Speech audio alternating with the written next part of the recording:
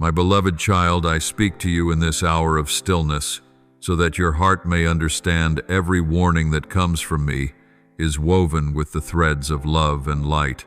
From the moment I laid the foundation of the earth, balanced the stars in the sky, and measured the seas with the span of my hand, my voice has gone forth into all creation, sometimes like the sound of many waters, and sometimes like the gentle breath that brushes the neck of the weary. I am not the God of chaos. I am the Lord of order, of clarity, of gentleness that corrects without crushing, that disciplines without abandoning. When I warn, it is because I am carving a road through the wilderness. When I call your name, it is because I am setting a pillar of fire in the night, so your steps will not lose their way. I know the things you have not yet named, the nights you turn restlessly beneath the weight of worry, the mornings when your eyes are still heavy, yet duty calls the times you smile for appearance's sake, while your heart hides its cracks. I have seen it all. Nothing escapes my sight. I see the enemy of your soul slipping like a shadow at dusk, whispering sweet words, tempting you with bright shortcuts that are slippery beneath the feet. He calls darkness freedom, calls bondage grace, calls the chasing of desire truly living. But I, who made you in my image, declare those shortcuts are doorways into the pit. Those surface laughs are masks over emptiness. Promises that do not include me are foam upon the waves vanishing as they rise. So when I set boundaries, do not think I am restraining you. When I say enough, stop, do not believe I am making your world smaller. The borders I draw are walls of safety that you might dwell unharmed in green pastures. The stop you hear from me is the brake upon a chariot nearing a cliff. The commands I give are not chains but silken cords binding you to life itself. Remember, the wise man builds his house upon the rock. Matthew 7:2-4-25. When rain falls, floods rise, and winds beat, the house still stands. That rock is my word. Whoever hears and obeys is laying foundations on what cannot be moved. Whoever only listens and forgets is building on shifting sand, and when the storm comes, all falls with a sigh of regret. I do not desire that sigh to be yours. Many call me stern because they confuse gentleness with indulgence. They think love means saying yes to every whim or standing idly by while a child clutches a shining blade. But I am a good father. I reach out my hand. I say no. I kneel down to meet your eyes and see the trembling within. I will not leave you holding the knife just because you say I want it. I will not keep silent because I fear your tears. My warnings are love in motion like a physician, forbidding poison like a watchman, sounding the alarm when fire breaks out in the granary, like a shepherd shouting when wolves creep near the meadow. Would you call the doctor cruel? Would you scold the watchman for waking sleepers? Would you blame the shepherd for the commotion that saves his flock? The noise itself preserves life. So it is with my voice, sometimes gentle, sometimes sharp, but always to rescue. Learn, my child, to discern my tone amid the multitude of sounds. My voice does not flatter, nor does it soothe you into staying comfortable in what is wrong. It draws you out of false safety into true security. I have said, the lamp of the body is the eye. If your eye is clear, your whole body will be full of light. Matthew 6:2-2. Ask me to anoint the eyes of your heart that you may see things rightly. Desire is not freedom. Display is not glory. Stubborn isolation is not strength. Treasure instead what is quiet yet enduring. Faithfulness, gentleness, humility, and the courage to say no amid the chorus that shouts just once more. My beloved, there are moments when I choose to speak through long silence. It is not absence. It is me turning down the noise so you can trace its source. I let one door remain closed so that you may change direction. I allow a meeting to be canceled so that you may sit and breathe. I let an opportunity pass so you may learn that blessing is not about grabbing everything within reach. In that quiet, ask, Lord, what should I lay down? What should I take up? For often my warning is not, do not do evil, but do not overdo what is good, not abandon the world, but put me first. I do not call you to withdraw from life. I call you to live within it, without letting your soul dissolve into its tides. Remember Noah, how he built an ark in days without rain and people laughed. But when the clouds gathered, laughter drowned in the storm. I waited patiently for 120 years each day, another chance to return. My child, do not wait for rain to seek shelter. Do not wait for the trumpet to fill your lamp with oil. The foolish say tomorrow, but the wise say today. Today, if you hear my voice, do not harden your heart. Today, if a speck enters your eye, do not let it grow into a thorn. Today, if one rung of the ladder breaks, do not climb higher. And today, if you know I am calling your name, do not let busyness be your excuse. I set before you two paths, one broad, bright with banners, easy praised by crowds, but it slopes downward. And one narrow, humble few choose it, but it ascends to peace. Do not let applause decide your direction. Crowds change faster than the wind today. They cheer, tomorrow they turn. But I, the Eternal One, am the same yesterday, today, and forever. I do not crave the crowd. I long for your heart, a heart that fears me in the truest sense, reverent, obedient, exalting me above all. When your heart is rightly placed, everything else will align. The mind will cease its impulse, the tongue its boasting, the feet their haste, the hands their grasping. You will discover that true freedom is found within the boundaries of love. As the bird is born to fly in the air, not to dive in the sea, as the fish is born to swim in the water, not to leap upon the sand, so blessing comes when creation abides in its proper element. Your soul was born to live in me. Everything outside of me is but a temporary shelter, a fleeting shade that cannot withstand the heat of noon. My beloved child, I know there are times when you stumble. Do not count your falls to define who you are. Count the times you lift your eyes to seek me. When Peter heard the rooster crow, he remembered my words and went out to weep bitterly, and those tears did not drown him. They rescued him from despair. I brought him back to the charcoal fire, asked him 3 times about love, and restored to him the calling to shepherd my flock.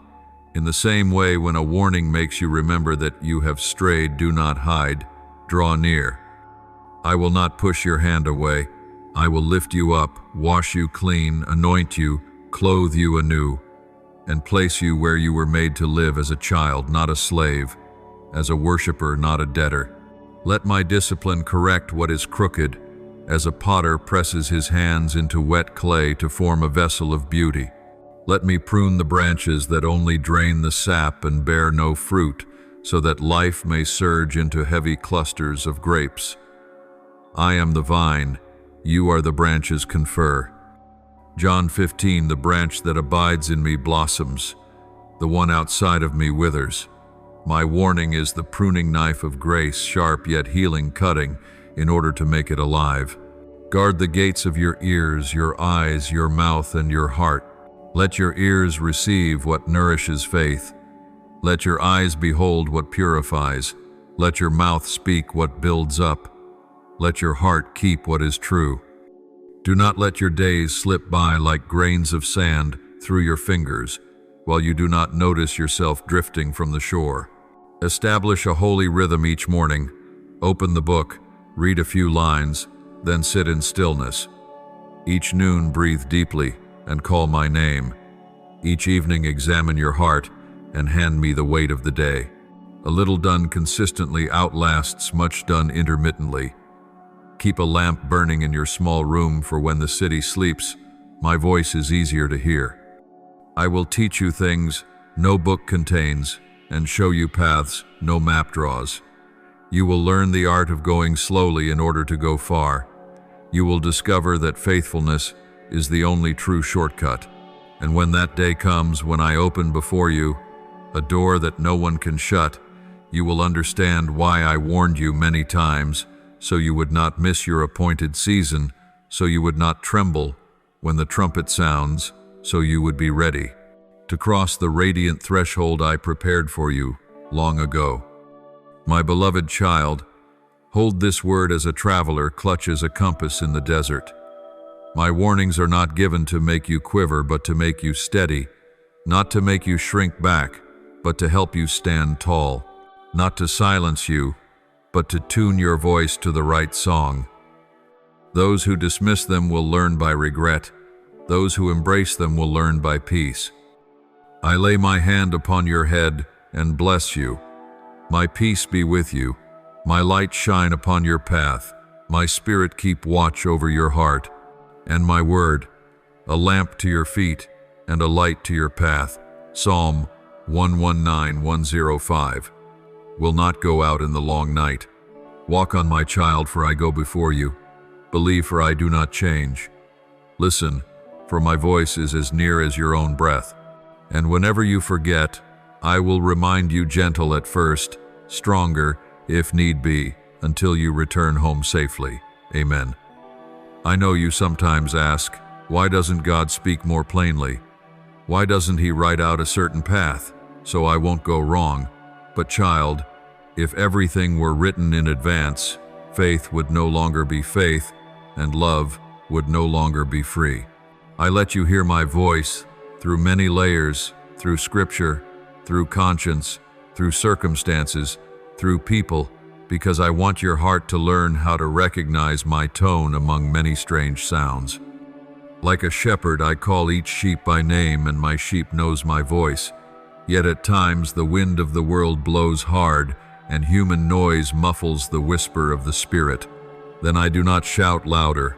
I invite you to come closer. My warnings do not thunder to dominate. They are gentle in order to draw you near. If you must lean in, grow still, and humble yourself to hear, then in that very movement you are being healed of pride, of self-sufficiency, of intoxication with the world's applause. I do not teach you with lightning, I teach you with breath. I do not rouse you with blows. I awaken you with light slipping through the crack of the door. My silence is not distance, but heaven's invitation for you to listen with your soul rather than your ears. I said to Elijah on Horeb, I was not in the great wind, nor in the earthquake, nor in the fire, but in the gentle whisper. So when everything around you trembles and I seem quiet, do not think I have abandoned you. Know that I am training you to recognize that whisper in the midst of the storm. Those who truly love do not speak endlessly. They look into each other's eyes and understand. I want you to learn the same, to meet my gaze in the middle of ordinary life. When you wash the dishes, I am there. When you work, I am there. When you stand in a long line, when you walk through noisy streets, when you are so tired you want to lay your head upon the desk, I am still there. My voice does not travel from far away. It is as near as your breathing. You do not need to climb a mountain or seek a sacred place. You need only pause and whisper, Lord, what are you saying? And I will answer. Not with thunder, but with peace flooding your heart. Not with a sign, but with a gentle certainty that you are loved.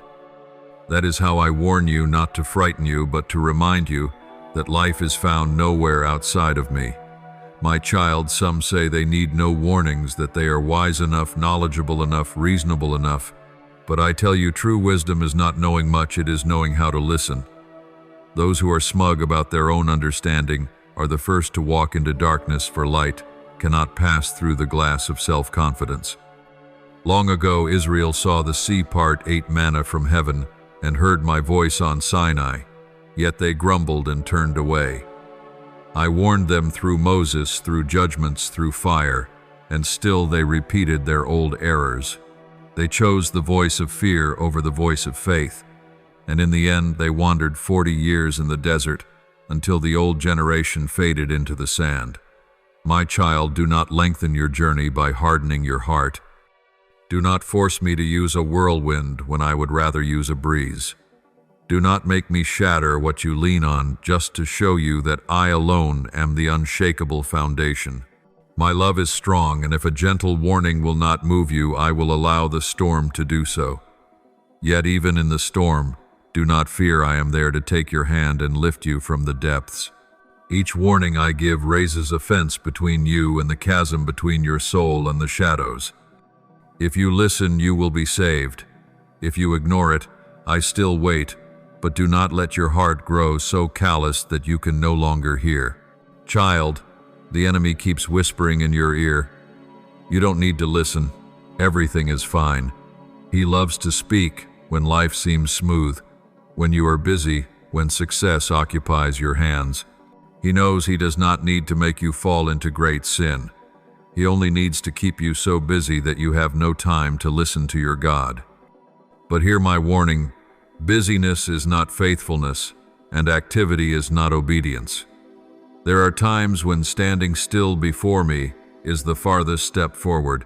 There are moments when giving up an opportunity is the greatest yes to my will. There are days when saying no to the crowd is the true yes to heaven. Be brave enough to stop. Dare to slow down while the current of life rushes by. In the quiet, you will hear the heartbeat of heaven. In the calm, you will see my hand adjusting your course.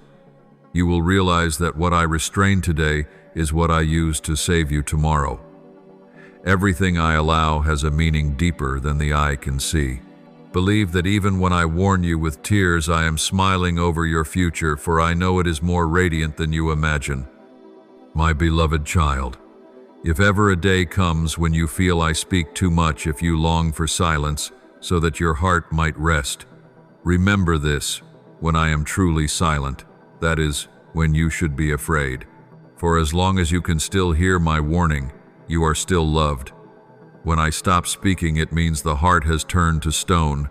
So if my words trouble you, if they pierce like a sword, if they keep you awake at night, give thanks. That discomfort is proof that the Holy Spirit still stirs within you. A dead soul feels nothing but you. Your soul is alive, still breathing in me. Let my warning awaken the best part of you, the part long forgotten amid the noise. Let it move you to tears, if need be. For true tears are the beginning of healing. Do not run from correction, for I discipline only those I love. And after every chastening, I will draw you closer. For in the end, my desire is not to make you fear me, but to make you know I have never been far. Beloved, every warning I send carries within it a seed of promise. If I were to warn without offering a way back, I would not be the God of mercy. I never speak merely to frighten, but to invite. Each word I utter is a doorway, and the key lies in your hand. When you respond, the door opens. When you turn away, it slowly closes until your heart can no longer hear the knock. I take no delight in your fall, nor pleasure in your pain. Yet I will not hesitate to use pain if it can save your soul from ruin. As a father's hand stops his child from touching the ember, so my hand restrains your spirit from the rising flame. Many call me severe, yet they do not understand that it is my kindness that keeps the world from collapsing, my love that delays judgment, so that one more might be saved, one more heart might be touched. If you grasped the depth of that patience, you would bow in gratitude instead of asking, "Why does God still warn?" 2. Each generation has its own voice of warning. For Noah, it was my word echoing for 120 years before the flood. For Lot, it was the hands of angels pulling him out of Sodom. For Israel, it was the cry of the prophets in the streets. For Jerusalem, it was the tears of my son weeping over the Mount of Olives. And for you today, that voice is the stirring within the sudden awareness that you cannot continue as before. Do not dismiss it as passing emotion. Recognize it as my intervention. When your soul feels restless, when peace withdraws, when what once delighted you turns hollow, that is when I am knocking. When I warn, I do not come like a storm that destroys everything, but like dew that softens dry ground. Yet if the ground refuses the dew, it will crack. So too, if your heart rejects my reminder, it will grow brittle and break. Do not let your heart become a desert. Let my water flow, let my voice carve deep, let my love soften what has hardened. I do not demand perfection in a day. I ask for faithfulness each day, for it is that small daily faithfulness fed by the Word that will become a strong wall of protection for you in the darkest nights. Do not fear the days when I warn you. The true fear is not when you hear my voice, but when you no longer can. When my correction reaches your heart, it means you still have a choice. I am still writing your name upon my palm, still guarding your path, still waiting with patience. I have never lost hope in you, even when you have lost hope in yourself. I know the things you hide, the mistakes you wish I would forget, but I do not come to awaken guilt. I come to heal memories. My warning does not imprison you in the past, it frees you from it. You thought repentance was a burden, but in truth, it is grace. Grace is not cheap forgiveness, it is power to live differently. When I warn, I also empower you to change. I do not merely reveal the wound. I place my hand upon it to heal. Like a father teaching a child to walk, I do not stand far off to watch you fall. I hold your hand, guide your steps, and comfort you each time you stumble. My warning is part of a far greater plan of redemption. I warned Adam not to eat the forbidden fruit, but he did. I warned my people of the rebellion's cost, yet they turned away. And I warned the world through the cross of my Son, where love and justice met. That cross is the warning written in blood. Sin cannot coexist with holiness, and no one can save themselves. But it is also the invitation that whoever believes will live.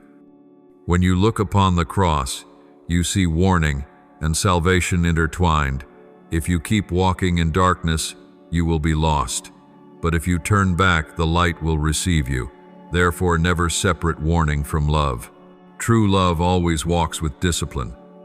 Discipline does not kill dreams, it shapes them so they will not destroy you. As fire does not only burn but refines gold, so my warning does not come to consume, but to purify. My beloved child, when you hear my voice, respond at once. Do not wait until everything becomes clear, for faith begins where clarity ends. When I called Abraham, he did not know where he was going, yet he obeyed, and the warning, "Leave your country," became the doorway to a promise. When I told Noah to build the ark, he had never seen rain yet. He believed, and that belief saved his whole family. When I warned Joseph in a dream that King Herod sought to kill the child, he rose in the night and fled. That quick obedience preserved the life of the Savior. The lesson remains: those who hear and delay lose what is most precious. Those who hear and obey immediately will witness miracles. So when I speak, do not ask, "Is this really true?" But Lord, what must I do now? I do not require you to understand everything. I require you to trust. Faith is not knowing, it is stepping. And when you step, you will come to know.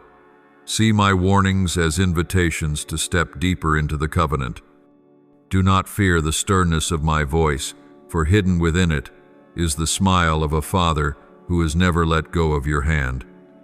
When I say do not, I am protecting. When I say do, I am empowering. Every word that proceeds from me is a thread that draws you closer, weaving you into the tapestry of my eternal purpose. Never believe the lie that warning means distance. It is the proof of closeness. I warn only those I love, and I love you with an unchanging love. Hold my words as a traveler clutches a torch through the night, for the day is fading and darkness approaches. Keep your lamp burning, listen intently, let your heart be soft as rain-soaked soil. When you do, you will find that my warnings no longer sound fearful, they become the prelude to peace. And when dawn breaks, you will see that every warning was a hand that pulled you back from the cliff and guided you to rest. My beloved, I want you to see with open eyes of the Spirit. Not every soul is willing to hear me, though my voice has echoed through the generations. Some hear but do not understand. Some see but will not perceive, for their hearts have grown heavy as stone. They are not deaf, but they have chosen silence before truth. They are not blind, but they shut their eyes to avoid transformation. Since the dawn of creation, I have spoken to humanity in countless ways, through my word, through prophets, through wonders, and finally through my only Son, yet mankind still chooses its own way, like a proud child, convinced it knows better than the Father. Then I can only stand and weep, for I will never strip away the freedom I gave. Love never coerces. It invites, it waits, and it breaks when rejected. What shakes heaven is not sin, but hardness of heart. For sin can be forgiven, but a hardened heart shuts out grace itself. When people close their ears to my voice, they not only shut the door to life, they open the door to destruction. I need not send calamity to see a soul die. They carry death inside when they reject the light. As the sun still shines, yet those who hide in cellars see no dawn, so my grace still flows. But those who cover their ears to my whisper cannot feel the living stream. I have watched cities crumble, empires vanish, and lives once thought unshakable collapse into dust, all because they turned away from heaven's voice. They thought I was silent, yet it was they who had walked too far to hear. Remember this: when my people in the wilderness demanded idols, they believed the golden calf was freedom, but it was only a gilded chain. When King Saul listened to the crowd instead of to me, he thought he had fulfilled my command, yet I called it disobedience disguised as devotion. When Sodom glittered with light and laughter mocked Lot's warning, only hours later the city was ash. Understand, my child, rejecting my voice does not always wear a furious face. Sometimes it smiles politely, speaks reasonably, even sounds wise. There are many who never say I oppose God, yet they live as though I do not exist. They speak of justice without me, not knowing I am its source. They speak of love without realizing I am love itself. They build towers of achievement, but their foundations are pride. And when the wind shifts, the towers fall, burying their builders beneath their own success. Humanity continues to rewrite the same old errors. They no longer carve idols of gold and silver, but they shape them in their hearts. Wealth, reputation, power, fame, even security. They worship these things with their time, their energy, their anxiety, and call it purpose. But I tell you, whatever is loved more than me is an idol. I have warned again and again that a divided heart stands on slippery ground. No one can serve two masters. They will hate one and love the other. Yet people still believe they can love me while clutching the world. They read my words as ritual, but their hearts remain distant. They hear sermons without transformation. They say, Lord, Lord, with their lips, but their actions whisper, I can manage on my own. What grieves heaven is not weakness, but self-sufficiency. I can heal the weak, but I cannot save the one who refuses to see their need. I once spoke through my prophet Jeremiah. My people have committed two evils. They have forsaken me, the fountain of living water, and have dug for themselves broken cisterns that can hold no water. Jeremiah 2:1-3. And even now humanity keeps digging new cisterns. Dreams they think will fulfill them, relationships they think will save them, ambitions they think will give them worth. But none of these can replace me. They drink yet remain thirsty. They eat yet stay empty. They achieve yet find no peace. I have spoken, warned, and knocked, yet they still cover their ears. They say my time is past, that this century has no room for God. But my child, their denial does not erase my presence.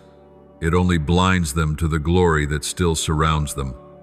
My beloved child, do not let your heart become hardened like theirs. When I warn you, do not search for excuses. Do not defend yourself with circumstance. Do not comfort your conscience with the thought everyone makes mistakes. True repentance is not a vague confession, it is a personal surrender. I am not seeking apologies, I am seeking transformation. I do not desire emotional tears, I desire a tender heart. For when a person rejects the voice of heaven, the most dreadful thing is not punishment, it is emptiness. It is when prayers echo into nothingness, when hymns lose their spirit, when the words of Scripture become mere letters without light. That is when hell begins in this life, a state where one lives yet feels dead, walks but knows not where they are going. But my child, if you keep your heart trembling before my word, I promise you will never taste that emptiness, for I will always whisper, always knock, always pull you back before the abyss can swallow you. I know this age is filled with too many voices. The voice of ambition, of approval, of logic, of emotion, and among them mine may seem small. But truly only my voice leads to life. Learn to recognize it amid the sea of noise. Do not let the crowd decide your direction, for the same crowd once cried, "Crucify him." They believed they were right, yet they killed the righteous one. So it is, even now, crowds still praise what is wrong in the name of freedom and reject what is right in the name of my truth. But child truth does not have many versions. There is only one truth, and that truth is me. Stand in it, even if it makes you lonely, even if others misunderstand. For one day, when all other voices fall silent, mine alone will remain. Blessed are those who have learned to know it. They will recognize it among the nations without fear. My beloved, I want you to see clearly the consequence of rejecting the voice of heaven, not to frighten you, but to show you the worth of listening.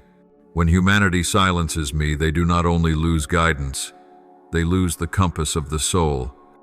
A ship may keep its sails and ropes intact, yet if it loses its compass, it becomes a drifting object upon the sea, no sense of shore or depth. So it is with the soul that no longer heeds my voice. It drifts between ambition and disappointment, between seeking and emptiness. They think they are free, yet they are imprisoned by the unseen chains of self-will. They believe they steer their lives, yet it is their desires that steer them. And when all their striving fades like smoke, they ask, "Where is God?" not realizing I had spoken long before, and they simply refuse to listen.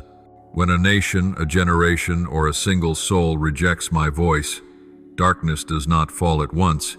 It descends quietly, gently, like fog settling over a field. At first it begins with small compromises, just this once. Then another, everyone does it, and soon what once caused trembling becomes a habit. At first, conscience stirs and bites, but with each refusal it grows numb. They no longer feel what is wrong. They no longer shudder at evil. They learn to justify it, to paint sin with eloquent words. And when darkness takes full possession, they call falsehood wisdom, perversion freedom, rebellion courage. That is when the heart has become a desert, no living water of the Spirit, only the dry wind over ruins. Remember the days of Israel, when they demanded a king like the other nations. I warned them through Samuel that a king would bring heavy burdens, would take their sons to war, their daughters to serve their land for his power. Yet they said, "No, we want a king."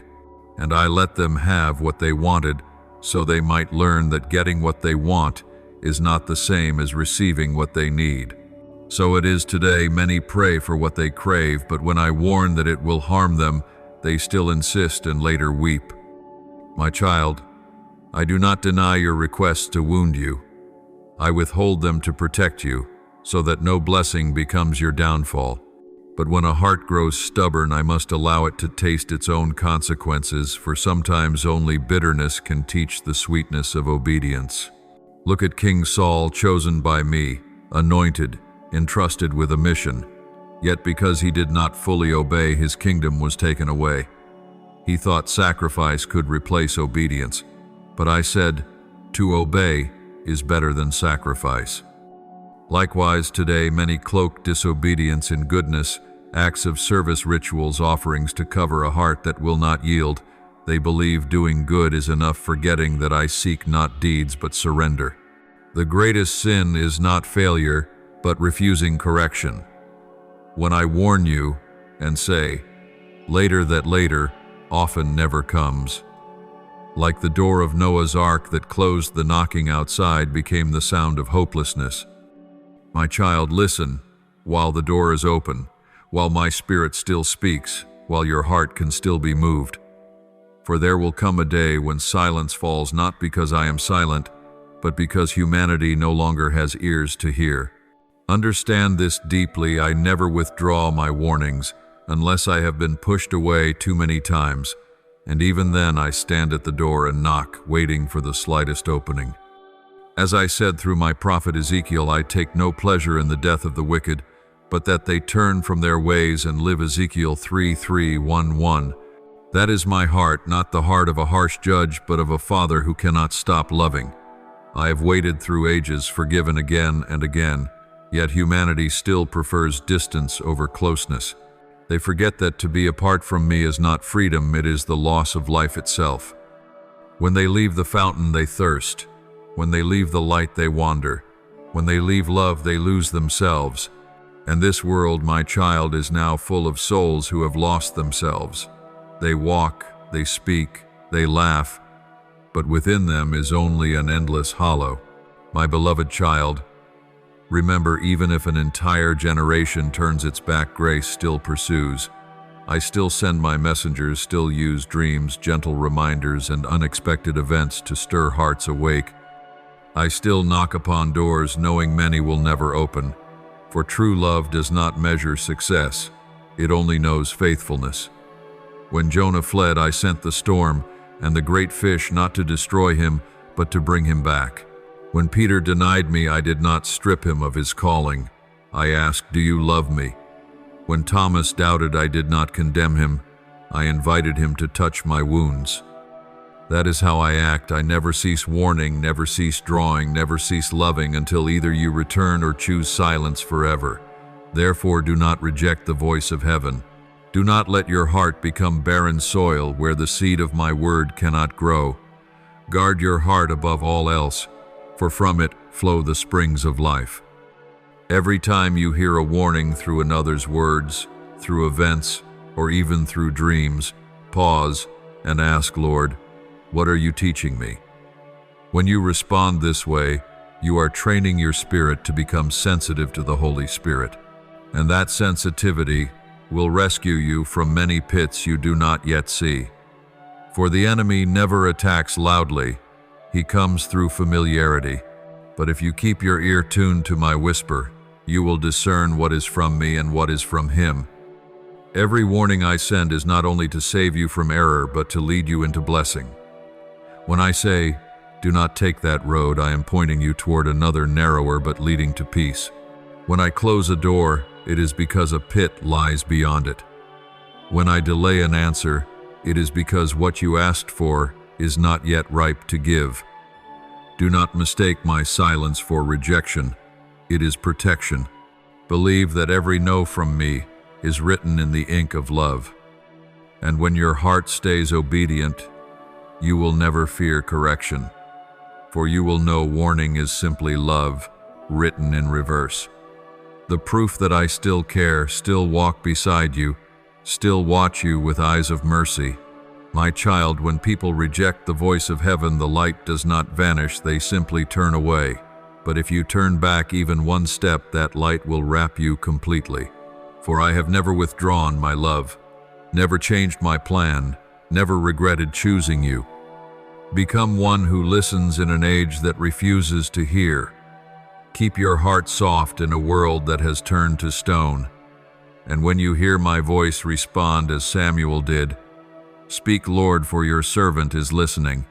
My beloved, now I will reveal to you the signs that a soul or even a generation is drifting away from the voice of heaven, so that you may stay awake before it is too late.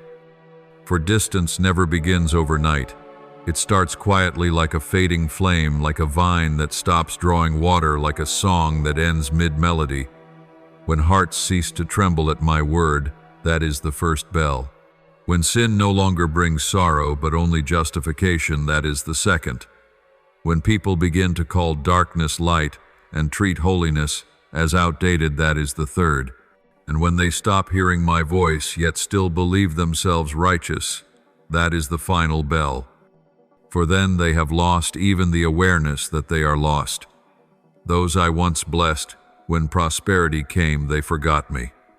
Nations that once knelt in prayer when filled with plenty, They lifted their heads in pride. Souls that once trembled at my name when delivered, they treated grace like a cheap commodity. It is not prosperity that corrupts the soul, but forgetfulness. When people no longer remember that every blessing comes from me, they begin to see warning as interference. They cover their ears like children who shout, "I already know." But every time they say "I know" while living contrary to the truth, they thicken the dust between us. And one day when I speak, they can no longer hear. The first sign of a soul drifting from me is coldness in worship. When love was fresh, they needed no music, no lights, no ceremony. One Lord on their lips could bring tears. But when love fades, they seek substitutes, more ritual, louder sound, prettier words, yet the heart is empty. They sing about me, but not to me. They pray for others to hear, not for me to hear. They bow their heads outwardly while their souls stand proud. At that moment, my warnings cannot pierce the polished mask.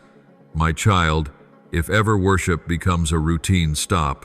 Fall to your knees and cry, "Lord, rekindle the first fire," for that fire is the sign I am still among you. When the flame dies, everything else is only smoke. The second sign is numbness towards sin. The first time someone stumbles, their heart trembles, they weep, they ask forgiveness. But if they do not repent, they begin to rationalize. Everyone does it, I'm only human, as long as I mean well. Gradually, shame disappears, and pride takes its place. I have seen many who know my word but twist it to defend their wrongdoing. They trim truth to comfort themselves, keeping the pleasant parts and ignoring what demands change. They say God is love, but forget that I am also holy. They say God forgives, but forget that grace is not a license to sin. They say God understands my heart, but their heart refuses to understand me. This is the disease of the age. People no longer deny me with their mouths, but with their manner of living. They still call my name, yet live as if I am blind, and then they wonder why they no longer hear my voice. My beloved child. The third sign is the confusion between truth and emotion. When people begin to measure right and wrong by what they feel instead of by my word, they have already stepped out of the light. They say, "I feel this way, so it must be right." Yet human emotion is like the sea, rising, falling, never still. Truth does not live in feeling. Truth stands above feeling. I am the truth, and I do not change. Beware, my child, when you hear someone say, "The word of God is outdated." For when humanity believes truth must adapt to time, they place themselves above the eternal law. It is not my word that must change. It is human hearts that must return. Every age has its own excuses for sin, yet there is only one path that leads to life, the path of obedience. When hearts reject the voice of heaven, they think they are free, but they have merely moved their chains from around their necks into their hearts. The fourth sign is indifference toward the world's pain. When people silence my voice, they lose their ability to feel compassion. For my voice always calls them to love, always moves them to act for others. But when ears close, hearts close. They see hunger yet do not stir. They see injustice yet remain silent. They see suffering and merely sigh. They believe that doing no harm is enough, but true love does not only avoid evil, it actively sows good. When love grows cold, warnings find no soil to root in. That is when society sinks into darkness, not because evil is strong, but because the righteous have grown silent. Yet, my child, amid all these signs, I have kept one truth. I always leave a lamp burning in every generation. No matter how thick the darkness, there are still those who hear my voice. They may not be famous, powerful, or praised, but they have hearts that tremble at my word. They are the reason the world still stands. They are the intercessors who pray while nations sleep, the ones who kneel in small rooms so that grace continues to flow. They are the trumpets in the night, the hilltop flames, the unseen watchmen of mercy. My child, I am calling you to be one of them. Do not wait for the world to change, so that you may live holy, so that the world still has a chance to change. And when you see the hardness of human hearts, do not despair. Remember, I still have a plan for every era. In Elijah's time, when all Israel worshipped Baal, I kept 7,000 who had not bowed to the idol. Though many turn away, grace still finds a home. If you open your heart, you will become part of that current, small but mighty, quiet but unyielding, carrying the world back to its source. Never forget, darkness cannot conquer light. It only prevails when the light goes out. So do not let your flame die. Feed it with prayer, with obedience, with love. When you keep the fire, you preserve light for others. I tell you this, when hearts reject the voice of heaven, I do not abandon them. They simply walk into sorrow until they learn that apart from me they have nothing. My child, do not wait to learn through pain, learn through listening. Let every warning I give be a step upward, not a lash of fear. Remember, my correction is never apart from grace. If you keep a tender heart, I will turn warnings into songs, discipline into blessing, and tears into jewels.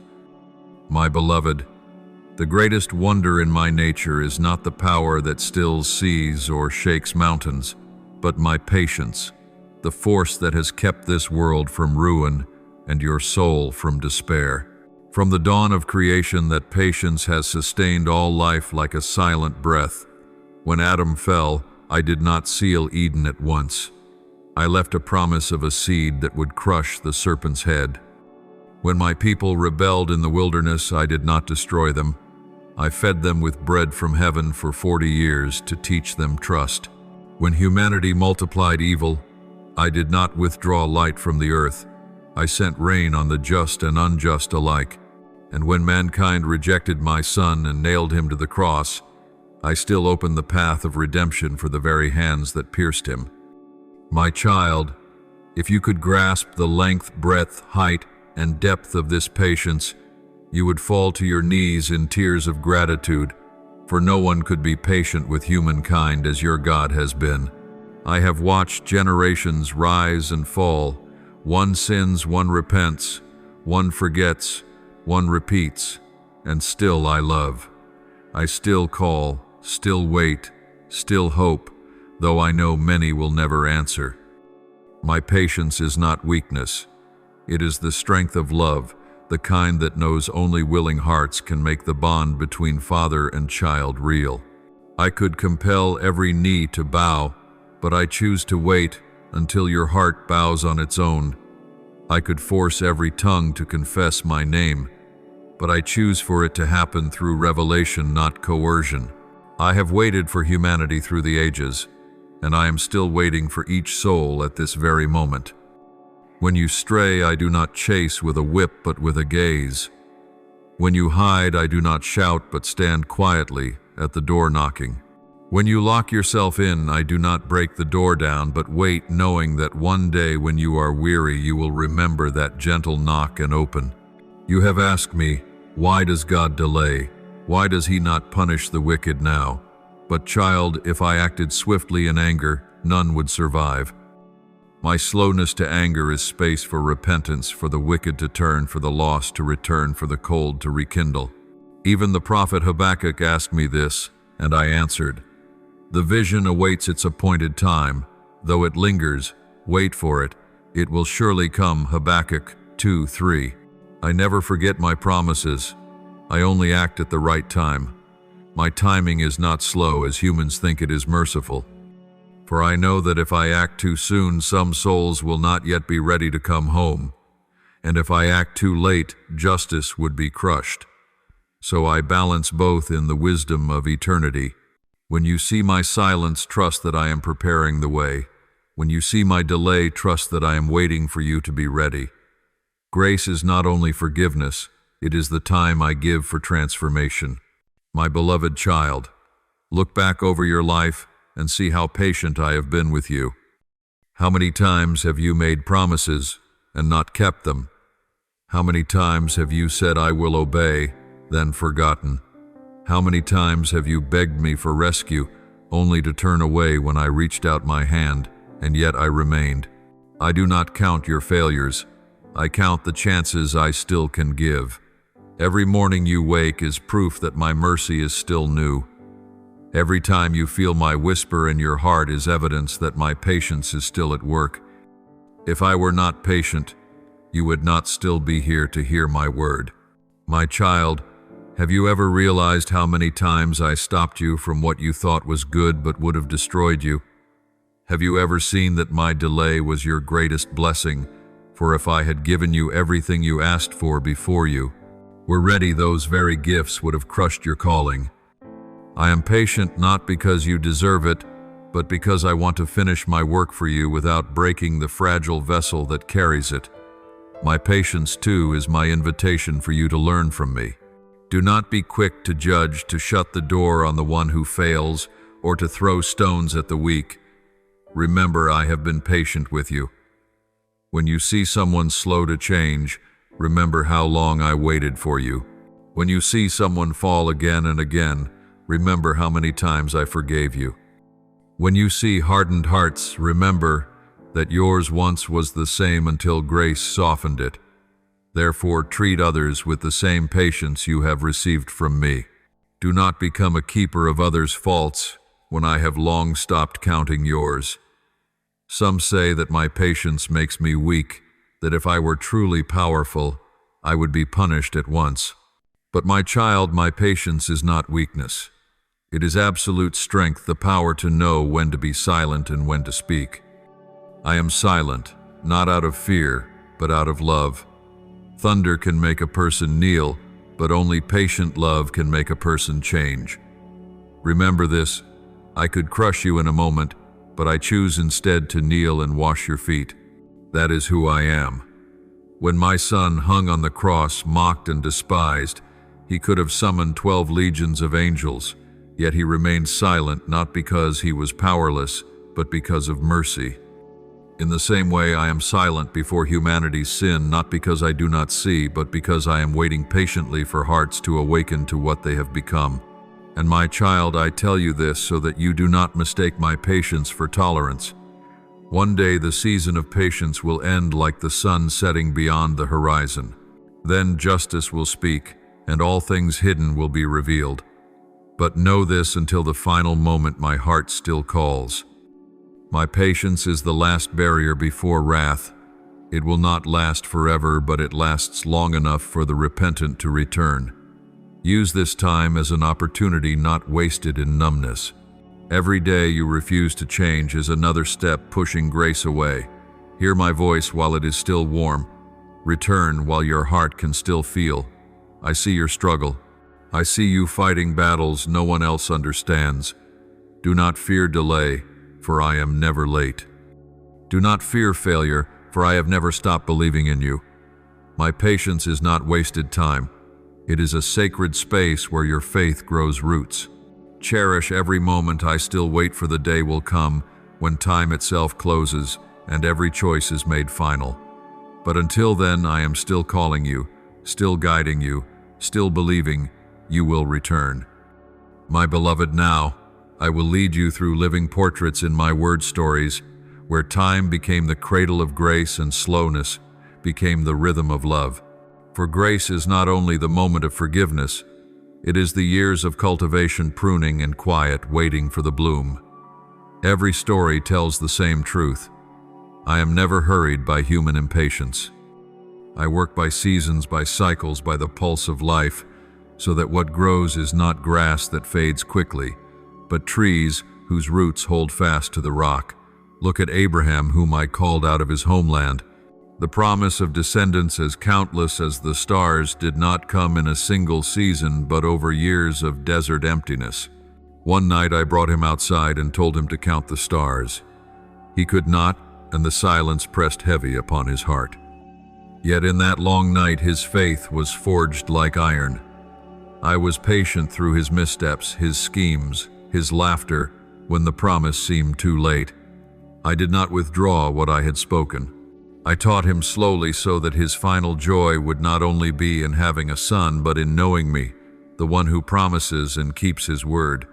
So it is with you, my child, some promises I give, not to satisfy your haste, but to shape you into the one who carries the promise rather than being carried away by it. Consider Joseph the young dreamer, wrapped in a coat of many colors. The road to the throne led through pits, through slave markets, through prisons, through long misunderstanding. At every turn I did not strike down his accusers or break open the prison doors in spectacular power. I placed every event precisely into the great mosaic. In Potiphar's house, Joseph learned faithfulness. In prison, he learned discernment. In solitude, he learned to hear my voice above all others. When the appointed time arrived, a single dream of a king unlocked the door, neither too soon nor too late. Do you see? My patience turned injustice into preparation loss, into authority tears into bread that sustained nations in famine. So when you feel held back, do not think I have forgotten you. I am arranging the pieces so that on the day of glory nothing will be missing. Look at Moses, who in his zeal killed an Egyptian to defend justice. I do not build heaven's plans upon human impulsiveness. I sent him into the desert for 40 years to learn to walk slowly with sheep before leading a stubborn people. Those 40 wilderness years were the school of patience, learning to speak less and listen more, to lay down the staff of power and take up the staff of guidance, to stop relying on his own strength and begin depending on mine. When he saw the bush burning yet not consumed, he understood me, the God who burns through history without haste or end. And for the next 40 years I was patient with him again, when the people complained, when he grew weary, when he struck the rock in frustration. I corrected him, yet stayed near. I disciplined, yet never withdrew. For my patience does not weaken the law, it clothes the law with mercy. And look at David, the shepherd boy, anointed while still young. Between the day he was anointed and the day he wore the crown stretched long years of caves and pursuit under Saul's spear. Many times he could have shortened the wait with a single sword stroke, but he chose to yield the timing to me.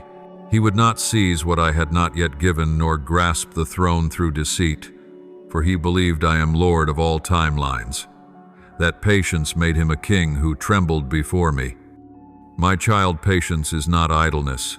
It is action within the boundaries I have set, refusing every shortcut that looks reasonable but distorts the heart. My beloved child, look at Hosea the prophet, called to love a betrayer, so that the world might glimpse my own heart. In him, patience became visible pain, to love to be betrayed, and yet to love again, to welcome to be abandoned, and yet to welcome once more. It was not weakness that kept Hosea steadfast, but my will, that Israel might see what they had done to me, and what I continued to do for them. I paid the price in time so humanity could see its reflection and weep. And when tears fell, repentance blossomed. My child, sometimes I allow you to remain in a difficult relationship, not to break you, but to make you a witness of love that does not give up. Of course, I never ask you to endure abuse or injustice. I only teach you to discern between retreating for rightful safety and retreating out of impatience. Look at Jonah and the city of Nineveh, a reluctant prophet and a violent people. I was patient with the fleeing prophet by sending a storm, a great fish, and then a vine. I was patient with the city by giving them 40 days to reflect. When they repented, I withdrew the judgment. And when Jonah grew angry because mercy seemed too easy, I taught him that I am Lord of all life, of sailors, of strangers, of plants, and of prophets. My patience chooses no side. It seeks souls no matter where they stand. Consider the parable of the barren fig tree. The owner wished to cut it down, but the gardener pleaded, "Give it one more year. Let me dig around it and fertilize it." My child, I am both the owner and the gardener, justice that measures time and mercy that asks for one more season. Grace is not endless permissiveness. It is a holy extension of time for fruit to appear. If fruit never comes, the axe will indeed fall, but understand this before it does. There are countless days of tending, loosening, nourishing. So do not fear. When I turn the soil of your heart upsetting what once felt stable, I am giving your soul another year to grow. Look at the prodigal son. The father did not chase him through the streets to force his return, but each evening he stood at the doorway, eyes fixed on the horizon. Their patience was not passivity. It was hope that refuses to die. It believed that freedom must lead to love, that the lessons of life would guide the child home. And when the distant figure finally appeared, the father ran, breaking all decorum, to embrace him, clothe him, place a ring on his finger, sandals on his feet, and prepare a feast. My patience always sets the table before the apology is complete. For I do not wait for perfect words, I wait for a turned heart. Look at Peter, impulsive, bold, vowing loyalty, yet denying me 3 times. I knew it would happen before the rooster crowed, and after the resurrection I had already prepared a fire, fish, and 3 chances to say, "Do you love me?" My patience did not close the record at failure. It reopened it with restoration. I entrusted him anew, anointed him anew.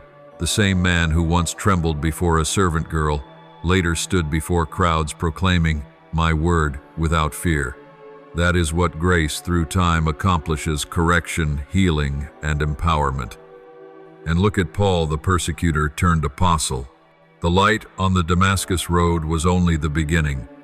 Then came the years in Arabia, seasons of silence, where he unlearned distorted zeal and rebuilt truth upon the very name he once opposed. I do not use immediately the vessel just broken. I refine, reshape, and fill it before sending it forth. My patience respects the structure of every soul. I will not ripen fruit before its time, nor let it spoil by delay. In all these portraits, my child, do you see the pattern? The potter and the clay, the gardener and the vine, the sower and the seasons, the watchman and the long night. I am the potter whose hands press firmly, yet gently enough not to crack the vessel. The gardener who prunes in pain so that sweetness may deepen. The sower who waits for both early and late rains. The watchman who keeps vigil through every watch of the night, first, second, and third, so that by dawn the city gates still stand. Patience is heaven's science. For the biology of the soul, all life is a process, and all growth takes time. I do not demand leaps by shallow miracles. I desire roots deep enough that storms cannot uproot you. So what must you do in the classroom of patience? First, set your clock to my time. Seek my word in the morning. Pause at noon to breathe and remember me. Examine your heart at night. Then accept the rhythm of pruning and feeding. When I cut, do not cling to the branch. When I feed, do not run from the soil's scent. Choose the path of steady faithfulness, small acts done consistently, small promises kept fully, small steps taken in the right direction. And do not measure yourself by another's schedule. Your seed will not bloom according to your neighbor's calendar. I have a season designed for you, just as I had one for Abraham, Joseph, Moses, and David. If now you find yourself in the extra year of the fig tree, let me dig at your roots. If you are in Moses' 40-year desert, learn gentleness with the flock. If you are in Joseph's prison, stay faithful with the small key I have placed in your hand. If you are the father at the doorway, keep your eyes on the road, not to count the hours of vengeance, but to be ready to run when love returns. Patience does not delay blessing. It opens the right door at the right moment, in the right measure, so that blessing does not become a burden and gift does not become chain. Every delay I allow has meaning, and every tear stored in my bottle will be measured. When the season arrives, you will understand why I walked slowly through the fields of your life to ensure no stalk of wheat fell too early, no cluster of grapes burst before its time. Remain in me, my child. Remain in my patience. Then you will see grace move like an underground river, silent yet steadfast, unseen yet sustaining an entire valley.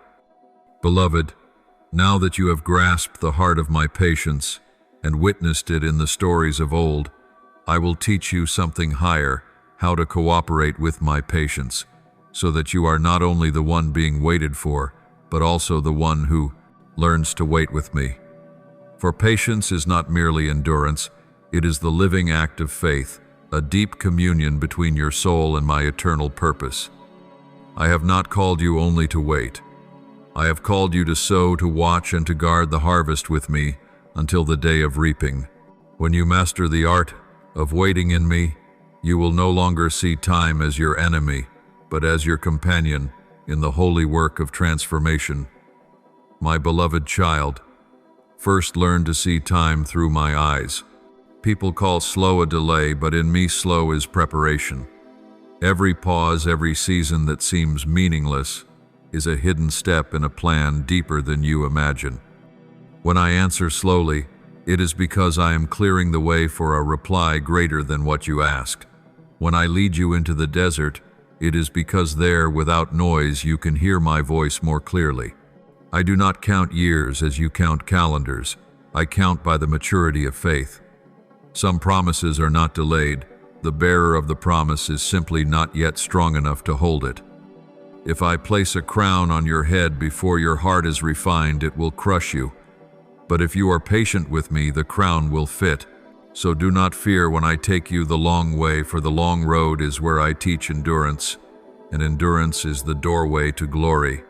To cooperate with my patience means learning to walk slowly and surely, not to race at the hurried pace of the world, but to keep step with the rhythm of grace.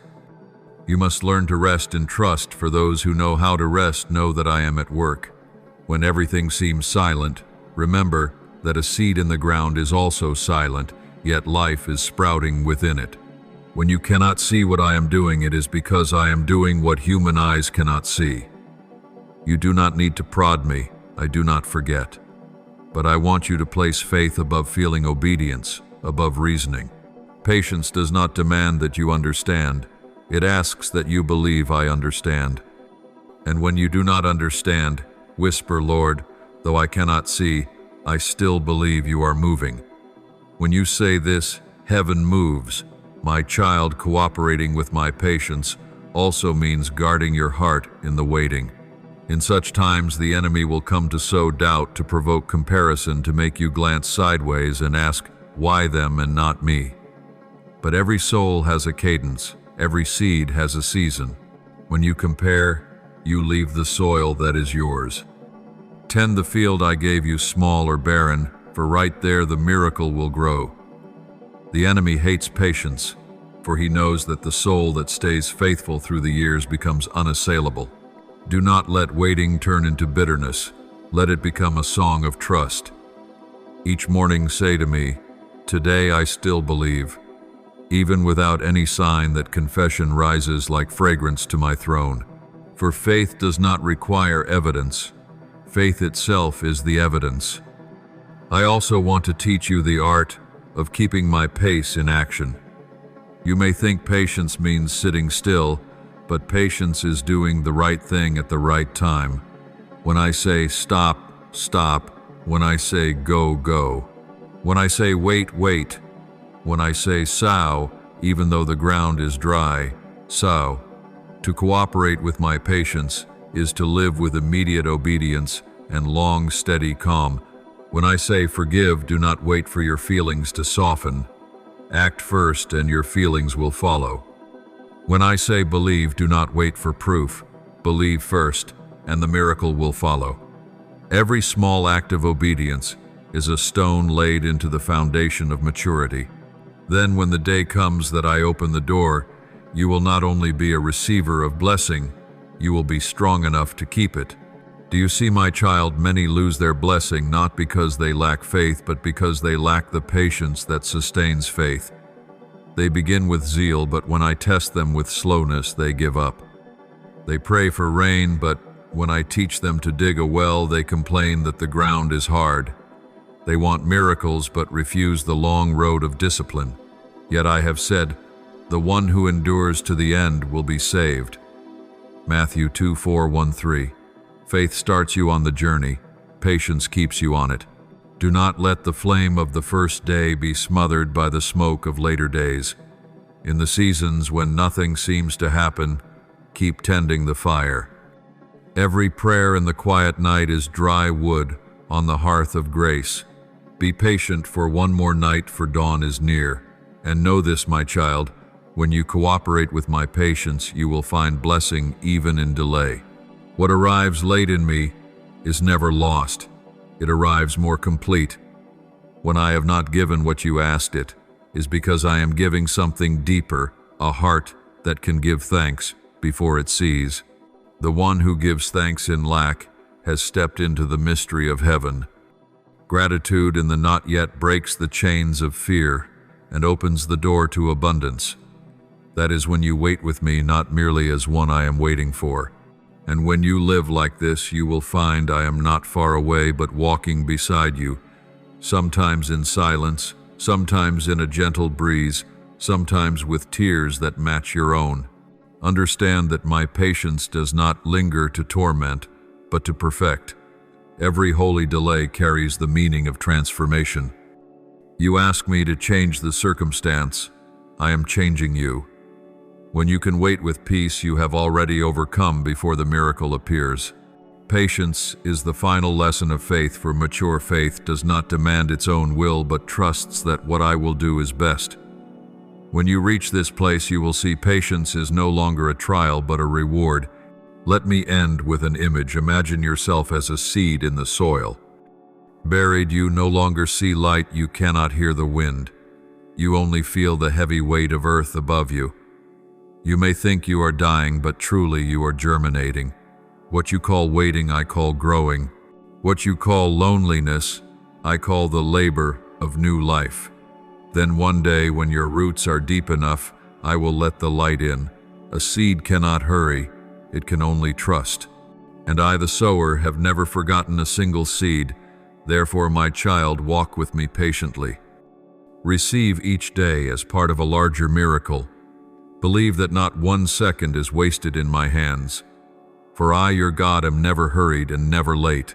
When you learn to keep step with me, you will discover that every weight in me is not emptiness, but the pregnancy of a new life. My beloved, know that grace and correction are never separated. As rain and thunder arrive together to awaken the earth, as light and shadow together shape the day, so grace and discipline spring from one source, my love. The world sees correction and thinks it is anger, but I tell you it is the gentlest language of love. True love cannot ignore a road that ends in ruin. If I were to let you walk in error without speaking, that would be silence in withdrawal. But as long as you can still hear my corrections, you are still being loved and held within the embrace of grace. Grace is not only the towel that dries your tears after you fall. It is also the hand on your shoulder before you stumble. It is both the place of restoration and the warning that makes you stop. At times I must touch what you do not want touched. I must cut away a branch you thought precious. I must bring you face to face with yourself, not to shame you, but to save you. Like a potter who breaks a warped vessel to form it anew, I sometimes must shatter the false molds you have built in your mind, so that I can restore your true shape in my light. The pain of correction is not punishment, it is the breath of rebirth. When I touch the wound, it is not to hurt you, but to remove the rot buried deep within. You know this, every child cries under a parent's discipline. Yet any loving parent knows indulgence never forms character, while discipline, though firm, builds virtue. I who made you act the same. When I correct you, it is because I see farther than you do. You see a moment, I see the end. You see what you lose, I see what you will gain. Therefore do not fear my correction. Fear only the day I no longer correct. For when I am silent, it is because the heart no longer responds. But as long as you feel my inner prompting, as long as you sense my word pressing on your heart, grace is still at work. Do not confuse grace with permissiveness. Permissiveness is the silence of abandonment. Grace is purposeful patience that transforms. My beloved child, remember what I spoke in Hebrews 1:2-6. The Lord disciplines those he loves, and he chastens everyone he accepts as his child. Grace does not erase discipline. It gives discipline its redemptive meaning. When I correct you, it is not to prove my power but to restore the order of love. For sin bends what is straight, while grace draws it back into alignment. Sin blinds the eyes, grace opens them. Sin leads the soul astray, grace awakens and guides it home. I do not want you to live in fear of judgment, but in the assurance that every judgment from me is aimed at healing. As a surgeon cuts away the infection to save the body, I remove what is harmful in you to save the soul. Do not flee from my hand when it touches the sore place, for that hand is not harsh. It is the same hand that shaped you from dust. Do you see how often my correction comes in the quietest forms? It is not always through dramatic events. Sometimes it is a gentle warning in your conscience, a restlessness within when you take a wrong turn, a dream that makes you reconsider, or a messenger I send to speak a word you would rather not hear. Grace knows how to touch the soul without wounding it. But if you ignore the soft warnings, I must allow greater ones to wake you. Not because I wish to punish, but because I cannot let you drift too far without awakening. Each time I correct, I still hope you will understand that I am not searching for fault to condemn, but for a chance to heal.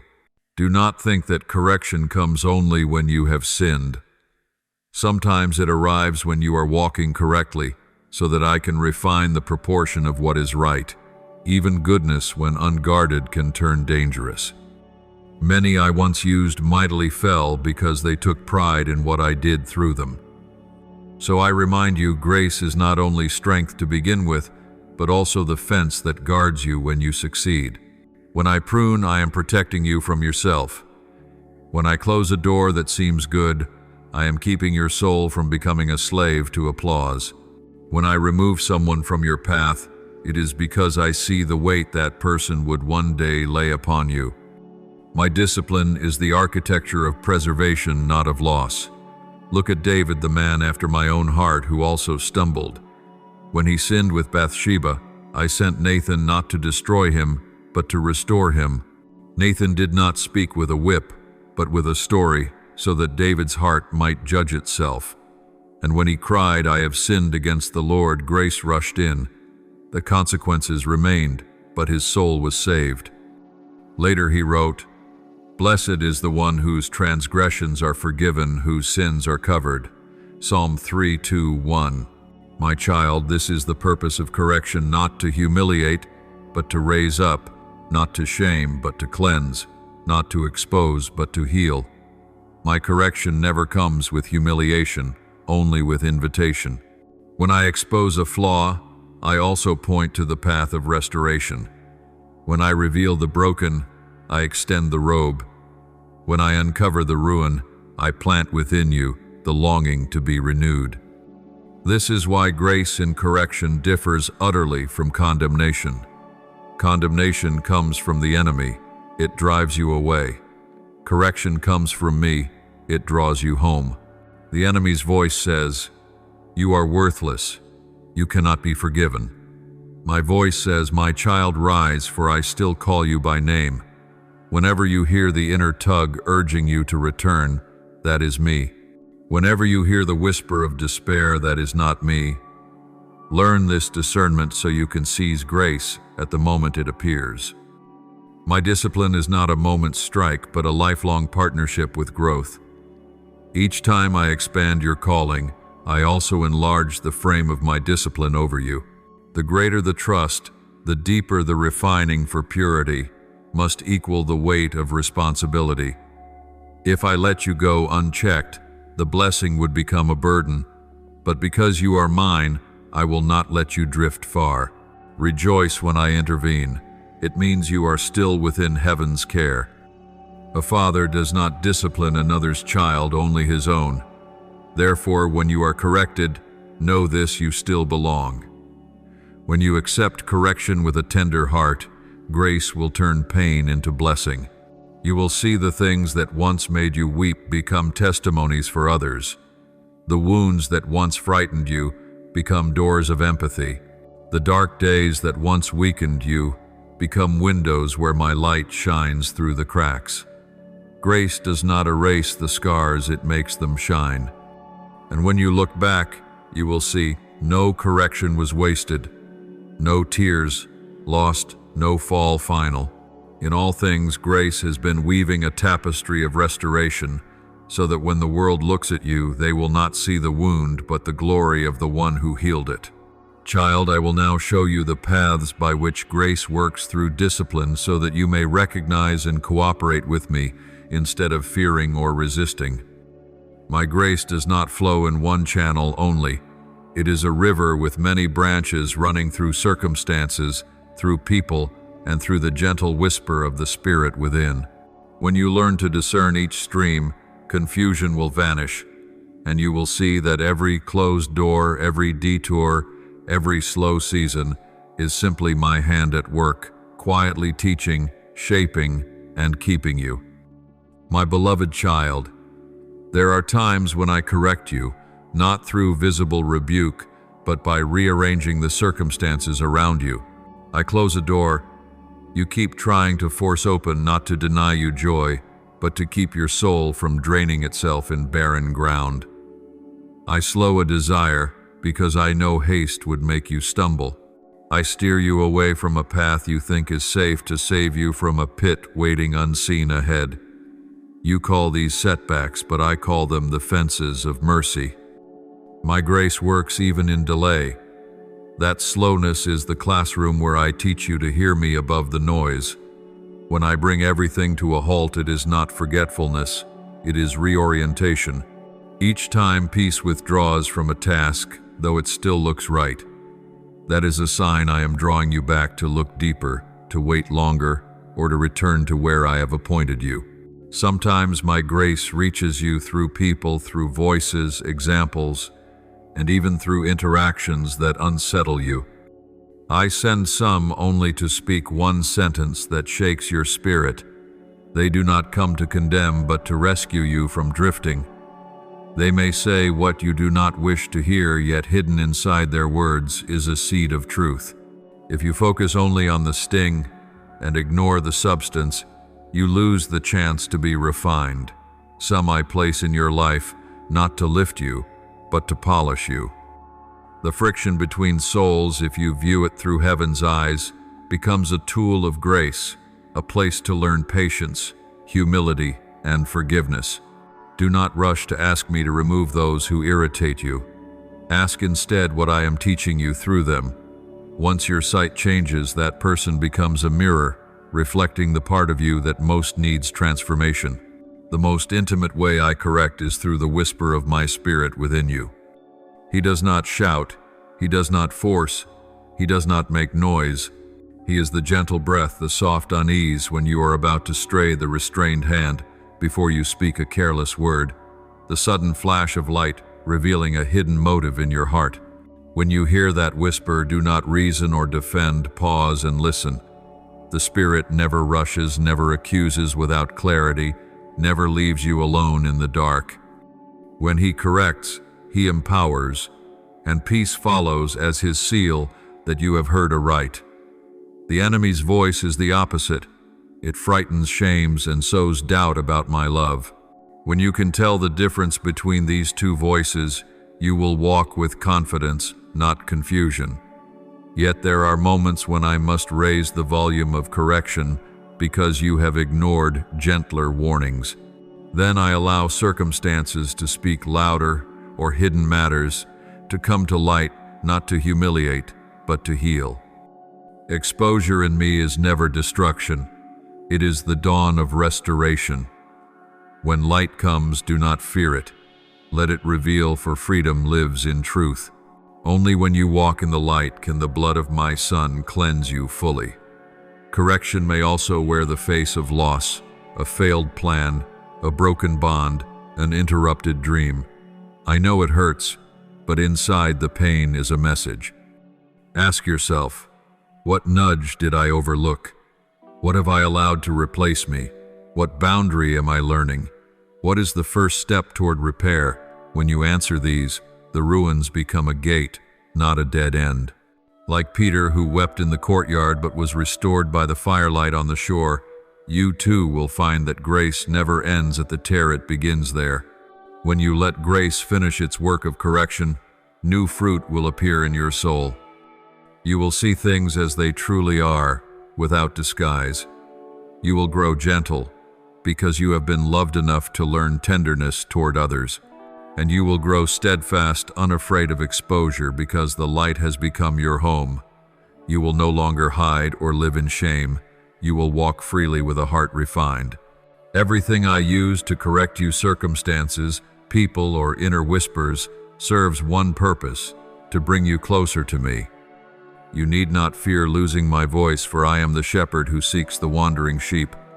Your part is simply to stop when I tug, to follow when I call, and to soften when I touch. When you do, you will see that grace in correction does not shrink you. It expands your soul to hold more light. Then you will understand every closure, every delay, every detour, every unveiling is love speaking softly. I am still here. I am still teaching you, and I still believe you can be made new. My beloved, I want you to grasp the full meaning of grace within correction, not as a theory, but as a lived rhythm woven into every breath and step. My correction is not merely to fix mistakes, but to reshape you so that you reflect me more clearly in a darkening world. When you allow grace to work deeply, discipline ceases to feel like chains and becomes the mold of love shaping you back into your true form. I know there are seasons when it feels as though everything is being taken, plans collapse, relationships shift. My voice seems distant. But this is not abandonment, it is refining. Like the goldsmith who melts metal in fire not to destroy, but to separate dross, I permit trials to purify your faith until it gleams brighter than gold tested in flame. When I allow you to walk through difficulty, it is so endurance, trust, and strength might grow qualities that fleeting happiness can never birth. Do not mistake my silence for neglect. Within that silence I work most deeply. When I correct, I do not seek the flawless. I seek the humble who are willing to learn. Therefore, let correction become your prayer. Instead of asking, "Why is this happening?" ask, "Lord, what are you teaching me through this?" The shift from complaint to curiosity opens your ears to my voice amid uncertainty. Remember, I do not want you trapped in shame, for shame makes you run from me. But repentance brings you running toward me. Each time you return, I do not ask how far you wandered. I simply embrace you and begin again from where you stand. My correction never removes you from grace. It proves grace still surrounds you. When you fail, grace does not hide you. It reveals you so you may be healed. When you fall, grace does not push you lower. It lifts you. When you are weary, grace does not scold. It rests beside you, teaching you to move at a slower, sacred pace. Grace does not deny the need for change. It makes change possible because it walks with you, not against you. My beloved child, every time you allow me to correct you, heaven rejoices. For in that moment, grace conquers pride and gives birth to the fruit of obedience. And that fruit, when ripe, carries the fragrance of peace, because you no longer resist me. That peace does not depend on calm circumstances outside, but on surrender within. When your soul yields even amid the storm, you will hear my whisper, "I am here." My child, let that surrender become the rhythm of your life. Do not submit only when you understand. Submit also when you do not see. Do not yield only when my words are gentle. Yield also when they cut, for even when my word is sharp as a sword, it is wrapped in the heart of a loving Father. When you have walked through this process, you will see corrections differently. You will no longer fear the seasons of testing because you know that every trial hides a lesson. You will no longer avoid my light of exposure because you understand that such light comes to set you free. You will no longer doubt when I prune, for you will know I never remove without replacing with something better. That is when you mature in grace, when you realize that love is not always sweet, but it is always good. Grace does not only save you from the consequence of sin, it saves you from yourself, from the habit of control, from the pride of always being right, from the fear of being seen. It softens you. It teaches your heart to tremble before what is holy. It teaches your lips to be silent when you would rather defend yourself. Then you will see corrections not as a threat but as a gift. To be corrected means to still be watched over, to be loved enough that I cannot let you wander astray. Imagine yourself as a vine in my garden. Each season I come to prune the excess branches so that you may bear more fruit. You may ache when I cut, but the wound allows new life to flow. If I let you grow wild, you would bear leaves but not fruit. But when I prune, you will yield sweet harvests, and those very fruits will testify to the world that you belong to me. Therefore, my child, do not fear my shears. They do not come to harm, but to help you flourish for heaven's glory. One day when you look back upon your journey, you will smile and say, Lord, thank you for not leaving me alone when I was astray. Thank you for every cut, for through them I grew. Then you will understand fully that grace in correction is not a tragic chapter, but a love song of restoration where tears become clear as crystal wounds become stitches of wisdom, and you learn to love me not just for blessings, but because I myself am love. My beloved, I long to lead you on the road of return, not as a brief detour, but as a lasting journey where each step is soaked in the warmth of grace.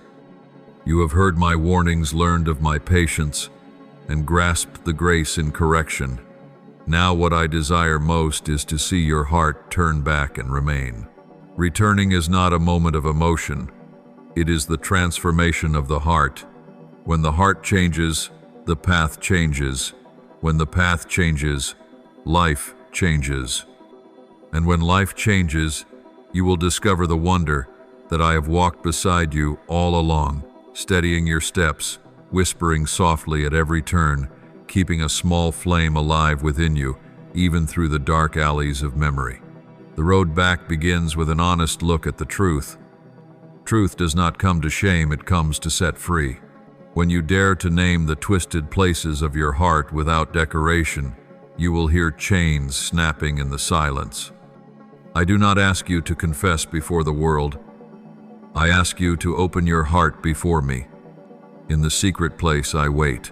There you can say what you cannot say to anyone else, weep the tears you've been hiding, and lay down the burdens no one understands. And I will not scold, not count, not compare. I will simply place my hand upon your heart and whisper, I know. When you hear that voice, shame melts away, defenses fade, and one thing remains, the certainty that you are not alone. Repentance is not the gloomy shadow of religion. Repentance is the bright doorway into a room filled with new air. Repentance does not stop at I'm sorry. It continues to change me. It is not merely leaving the old. It is stepping into the new with open hands. I do not take you back to the past to chain you with regret. I take you back to the source so you can begin again clear and renewed. Each time you return, do not ask, will you accept me again? Ask instead, how can I stay near you now?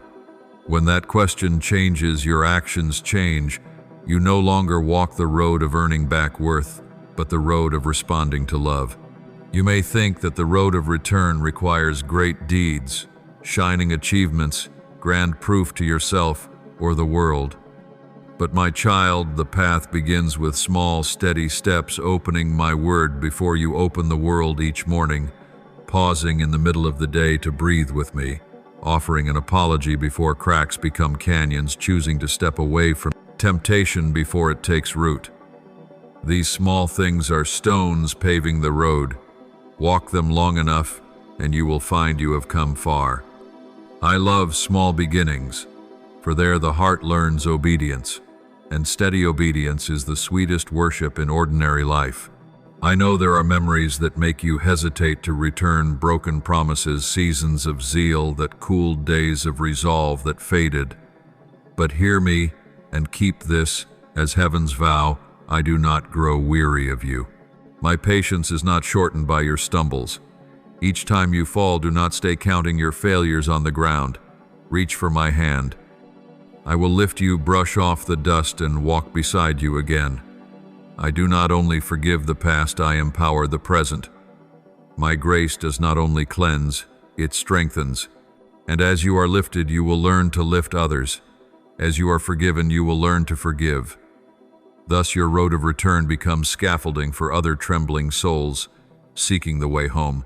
Returning is also learning to live awake. To be awake is not to fear every mistake, but to keep the lamp burning through the long night, to be sensitive to my breath, to measure time by the rhythm of grace. When your heart is awake, you will recognize temptation's footsteps from afar. You will see the trap disguised in moss. You will hear my call even amid the market's noise. Let your eyes grow used to light so that when darkness changes its form, you still know it for what it is. Let your ears grow used to my whisper so that when loud promises arise, you do not lose rhythm. Wakefulness is the art of love. Those who love pay attention. Those who pay attention perceive, and those who perceive preserve the most precious gift, my presence. My beloved child, there will be old relationships that require from you a courageous apology, old habits that demand one final severing, hidden corners that call you to step into the light. Do not fear these demands. I am not standing at the end of the road with judgment in hand. I stand beside you at the first step. When you knock on the door of one you have hurt, I will place gentleness upon your lips and peace within the listener's heart. When you walk away from the familiar room scented with temptation, I will open the window to let in new air so that emptiness no longer frightens you. When you bring what was hidden into the light, I will wrap a new garment around your shoulders so that shame loses its grip. You only need to take the first step. I will do the rest. The path of return is also the path of joy. Do not believe the lie that closeness to me means the loss of freedom, color, or delight. My joy is not noise. It is a quiet river running through the desert, warm bread in a barren field, a small, steady song echoing through the long day. When you live near me, you will find that small things begin to shine. A simple meal made holy by gratitude, a repetitive task renewed by purpose, a brief conversation, rich with kindness. This joy needs no audience, for I am its witness. And when I rejoice, heaven opens. Returning is not a solitary road. I place brothers and sisters around you to lift, remind, laugh, and weep with you. Do not imprison yourself in the pride of isolation. When you are weak, say, I am weak. When you are tired, say, I am tired. When you need help, say, I need help. The moment you speak, chains break. Where two or three gather in one accord, I am there. And when I am there, the way home grows shorter. There will be days when you walk yet see no change, pray yet hear no answer, sow yet see no sprout. My child, on those days do not conclude. Remember, the seed grows in silence. The dough rises quietly. The spring searches deep beneath the soil before breaking into light. I work most powerfully in the unseen. If today you can do only one thing, let it be this: keep a tender heart and clean hands.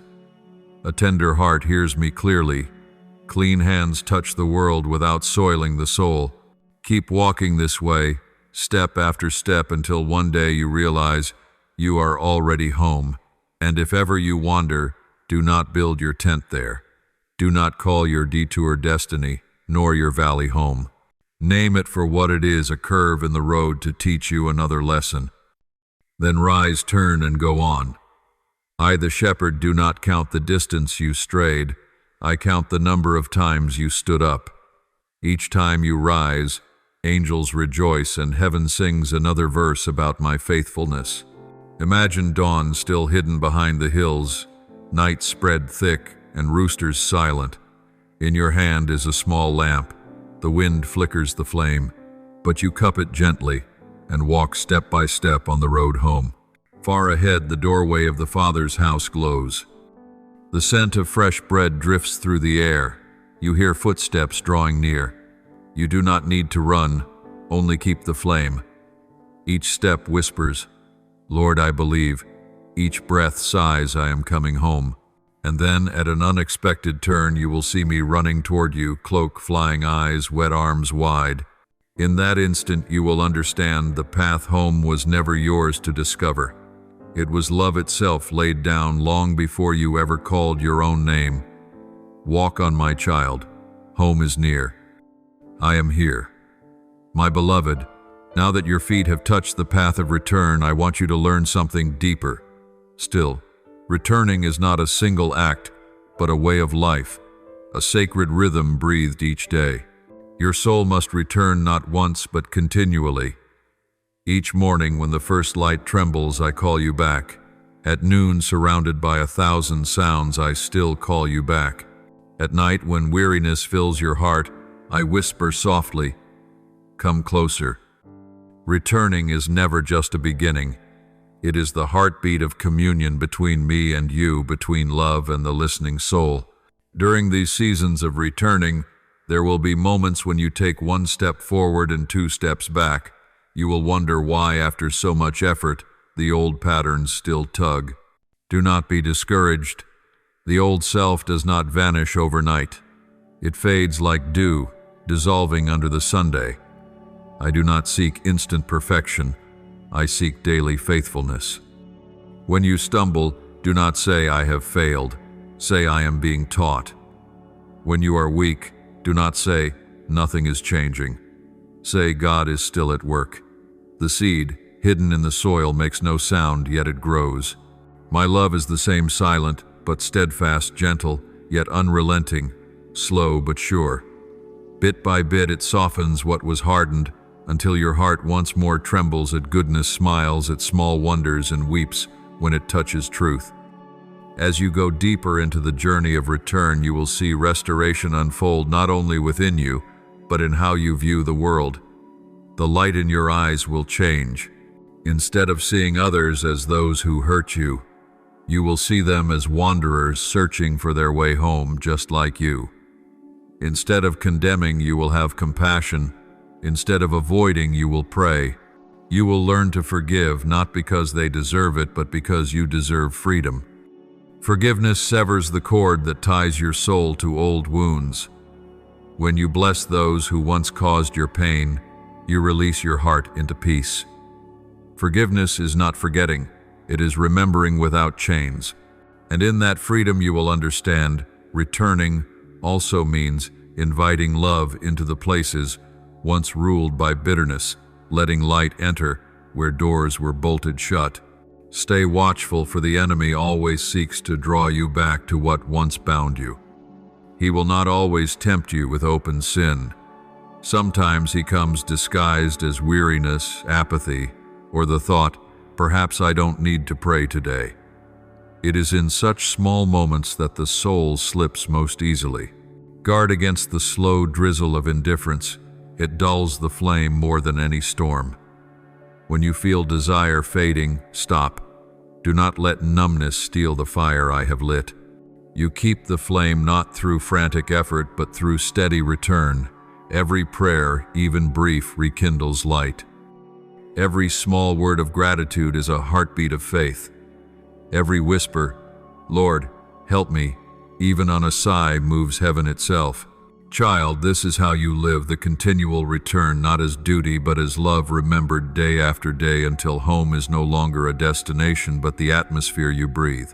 My beloved, to return also means to learn to live in the present, the place where I dwell.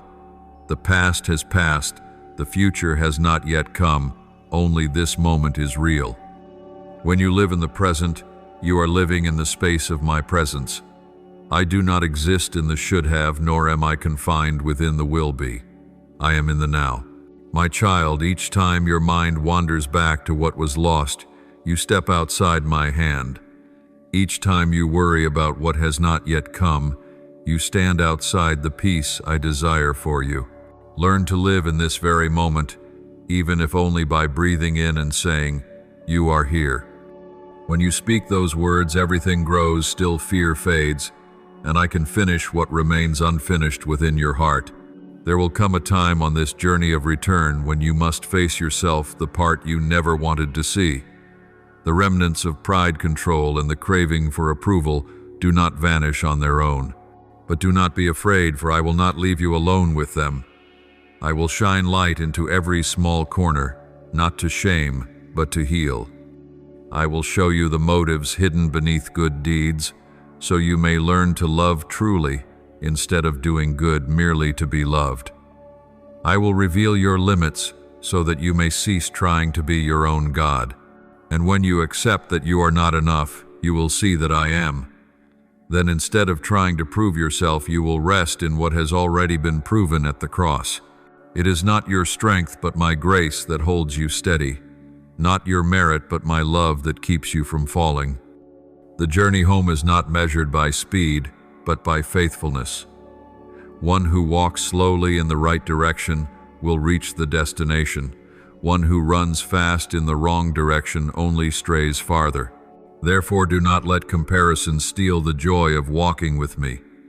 Move at your own pace, just don't stop. Each day take one true step, not 10 false ones. One sincere prayer is worth more than 1,000 recitations. One act of humble obedience is of greater value than countless plans without love. Keep walking, my child. Tomorrow, I will be there again, waiting at the crossroads, as today, as yesterday. And if you wander, I will still seek you unceasingly. As you journey farther, you will look back and realize the road home was the road I had already walked. Every footprint you left was set within mine. When you were lost, I did not wait at the finish line. I came back into the road, sought you in the dust, called your name in the wind. When you fell, I did not watch from afar. I bent down beside you and lifted you with my own hand. When you turned down the wrong path, I did not condemn you. I placed the signposts again. That is what the world cannot understand about me. I do not demand perfection before I love. I love so that you may be perfected. And because of that love, you can never stray so far that you cannot come home.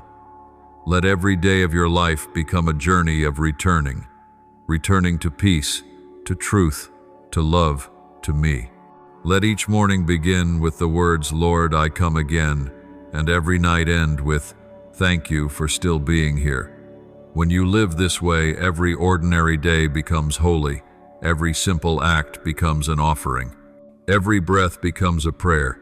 And I, your Father, will smile and say, "You have come home." My dear one, I want to speak to you of the deepest part of the journey home, the place where the soul not only walks but abides. To return without remaining is merely a visit. But to return and stay, that is to dwell in the rhythm of my heart. You have learned to listen, to rise, to obey, but now I want to teach you to rest in me. Rest does not mean inaction. It means living in complete trust that everything great or small is held by my hands. It is the posture of a heart no longer striving, of a soul that works without proving, loves without fear of being forgotten, and walks without needing to see the road. My child, the soul truly returns when it ceases to resist and learns to rest in the Father's arms. Some find their way back to me through tears, some through long prayers, some through acts of service, but few know that silent worship is also a way home. In silence, the soul sits beside me like a child leaning on its father's shoulder. No words, no performance, only presence. When you learn to be present with me, you will hear things that words cannot convey.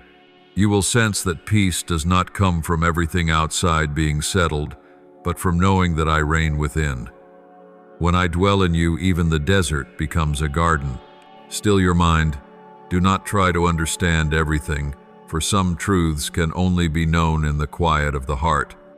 When I spoke to Elijah, I did not come in the wind, nor in the earthquake, nor in the fire, but in a gentle whisper. 1 Kings 1:9, 1:12. So too will I come to you in that tender stillness, where my love ceases to be an idea and becomes the rhythm beating with your heart. To abide in me also means to abide in my word. My word is not only to be read, but to be lived with. Every verse you memorize, every truth you practice, however small, is a stone laid in the house of your spirit. Do not read my word merely to gather information. Read it to encounter me. Every time you open Scripture, remember I am waiting between the lines. When a verse stirs your heart, do not rush past it. Linger, for that may be the door I am opening to speak deeper things. Let my word become the lifeblood of your decisions, your reactions, your relationships. When my word becomes your breath, you will find no distance remains between your soul and your Creator.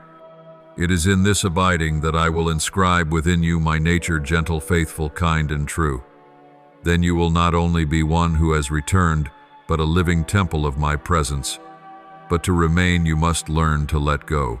You cannot bring all the baggage of the old house into the new one. There are memories, wounds, and desires you cling to as treasures, though they weigh you down. I do not ask you to erase them. I ask you to release them. When you release, I can place something new in your hands.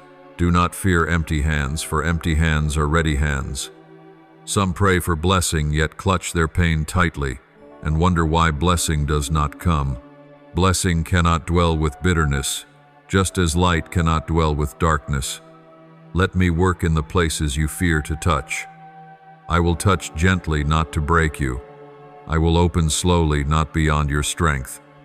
Trust me enough to release piece by piece, for only when you stop holding on can you receive. Letting go is not losing. Letting go is making room for grace. My child, to remain in me also means to live truthfully, true with me, true with others, and true with yourself. The world teaches you to wear masks to be loved. I teach you to remove them to be healed. I do not love the image you try to maintain. I love the unpolished part of you, that my hands are shaped from the clay. When you dare to live honestly, you stop fearing rejection, stop craving approval, stop chasing applause. You will see that truth does not make you weak, it makes you free. You shall know the truth, and the truth shall set you free. John 8:3-2. That freedom is not loud. It does not mean breaking all boundaries. It is being fully yourself in my love, a soul accepted, forgiven, called by name, and blessed to live out its unique purpose. My beloved child, when you remain long enough, you will discover a wonder beyond all others. You are not only in me, but I am in you. Then my love is no longer an external stream flowing in, but a living spring welling up from within you. When you pray, it will no longer be a plea for help, but the breath of your heart in harmony with mine. When you work, it will no longer feel like duty, but the joy of creating with me. When you love others, it will no longer be effort, but the natural overflow of grace already full in you. You will understand the truth of the words, "It is no longer I who live, but Christ who lives in me." Galatians 2:2-0. At that point, every return is complete. You will no longer fear being lost, for you carry home within yourself. You will no longer search for love, for you have become the dwelling of love itself. That is the goal of every warning, every correction, every call to return that I have spoken from the beginning. None of it was meant to make you afraid, but to make you free in truth and at rest in love. Therefore, do not think of returning as a season. Let it become your way of living. Let your heart come back to me every day, like a river to the sea, like a bird to its nest, like light to its source. Wherever you go, whatever you do, keep this phrase in your heart: I belong to you. When you remember that, you will never truly lose your way. Whether you stand in the wilderness or in the noise of the city, I am there in your breath, in your gaze, in every heartbeat.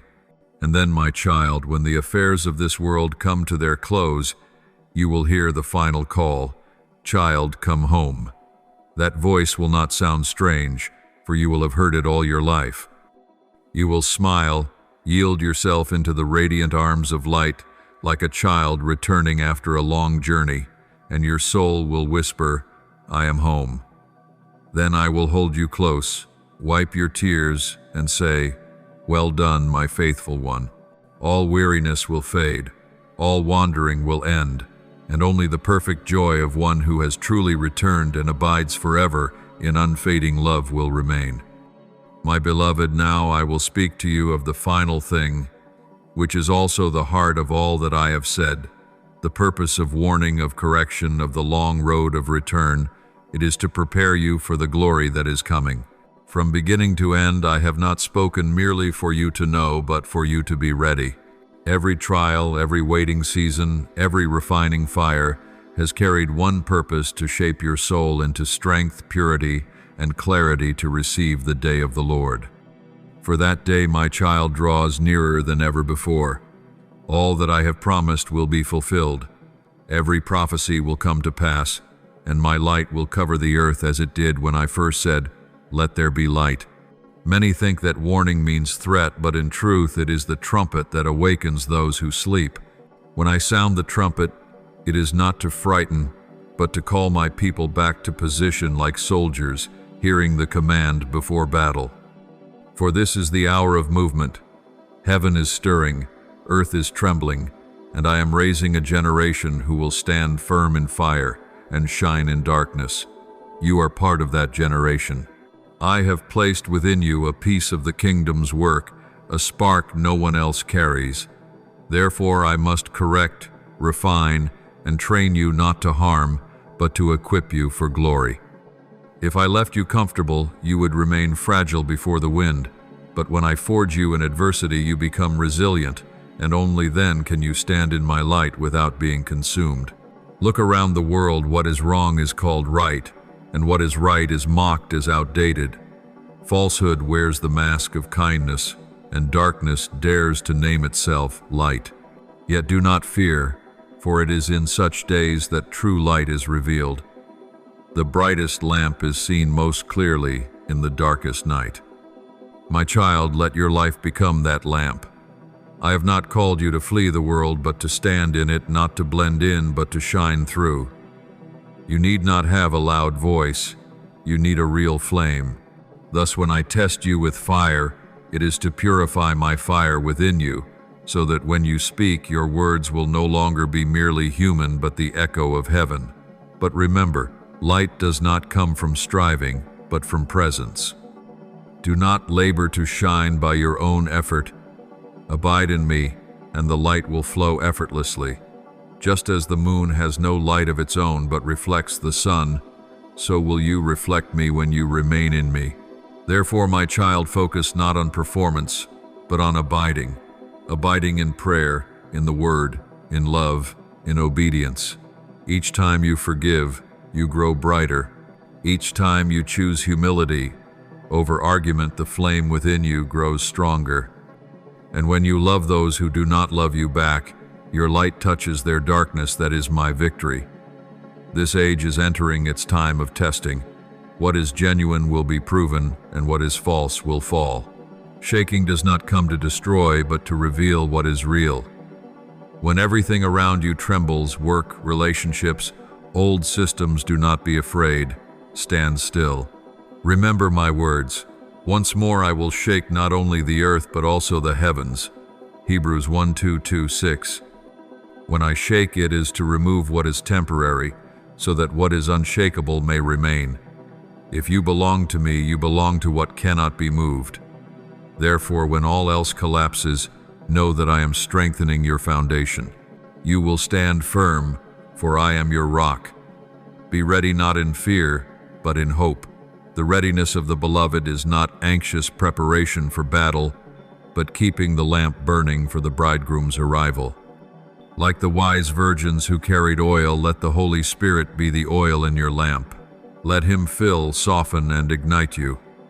The world will grow weary of waiting, and many will say he delays. But remember, I am not slow, as men count slowness. I am patient, desiring that more may be saved. Each day, I withhold judgment, is another chance for a soul to return. And when the trumpet sounds, the heavens open, and the light descends, my child, you will not fear, for your soul will already be prepared in peace. My child, do you know this? Every warning I have spoken from the beginning points to this very moment, when I gather those who are mine, when I wipe their tears, when sorrow passes and lament is no more. Can you imagine it? On that day the sea will cease its raging, the earth will stop groaning, and my light will blaze upon every face that has been saved. Everything you endure now is only a brief rehearsal for eternal glory. Every loss, every tear, everything that once seemed meaningless will turn into light that clothes you like a garment. For the sufferings of this present time are not worth comparing with the glory that is to be revealed to us. Romans 8:1-8. Stand firm in this season, for I am raising those who are not deceived by appearances, who do not tremble at noise, and who will not compromise with falsehood. You are chosen to be a watchman on the walls, not to fear, but to stay awake, awake to intercede, awake to warn, awake to guide souls who are searching for the way. You are not alone. An unseen company keeps their lamps with you.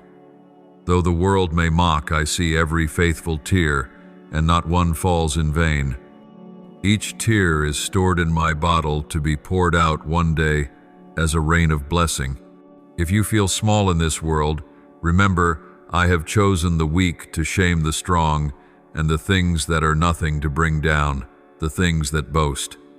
I do not need your perfection, only your willingness.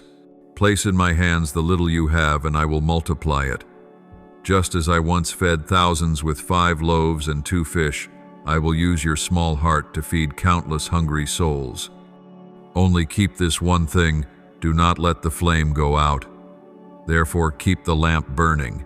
Keep your heart pure, keep the faith even if the wind changes and people around you change. Do not glue your gaze to the chaos. Look up, for your redemption is drawing near. Luke 2:1-8. I who promised will surely fulfill my word, and when that day comes, you will no longer need to prove anything, for my glory will speak for you.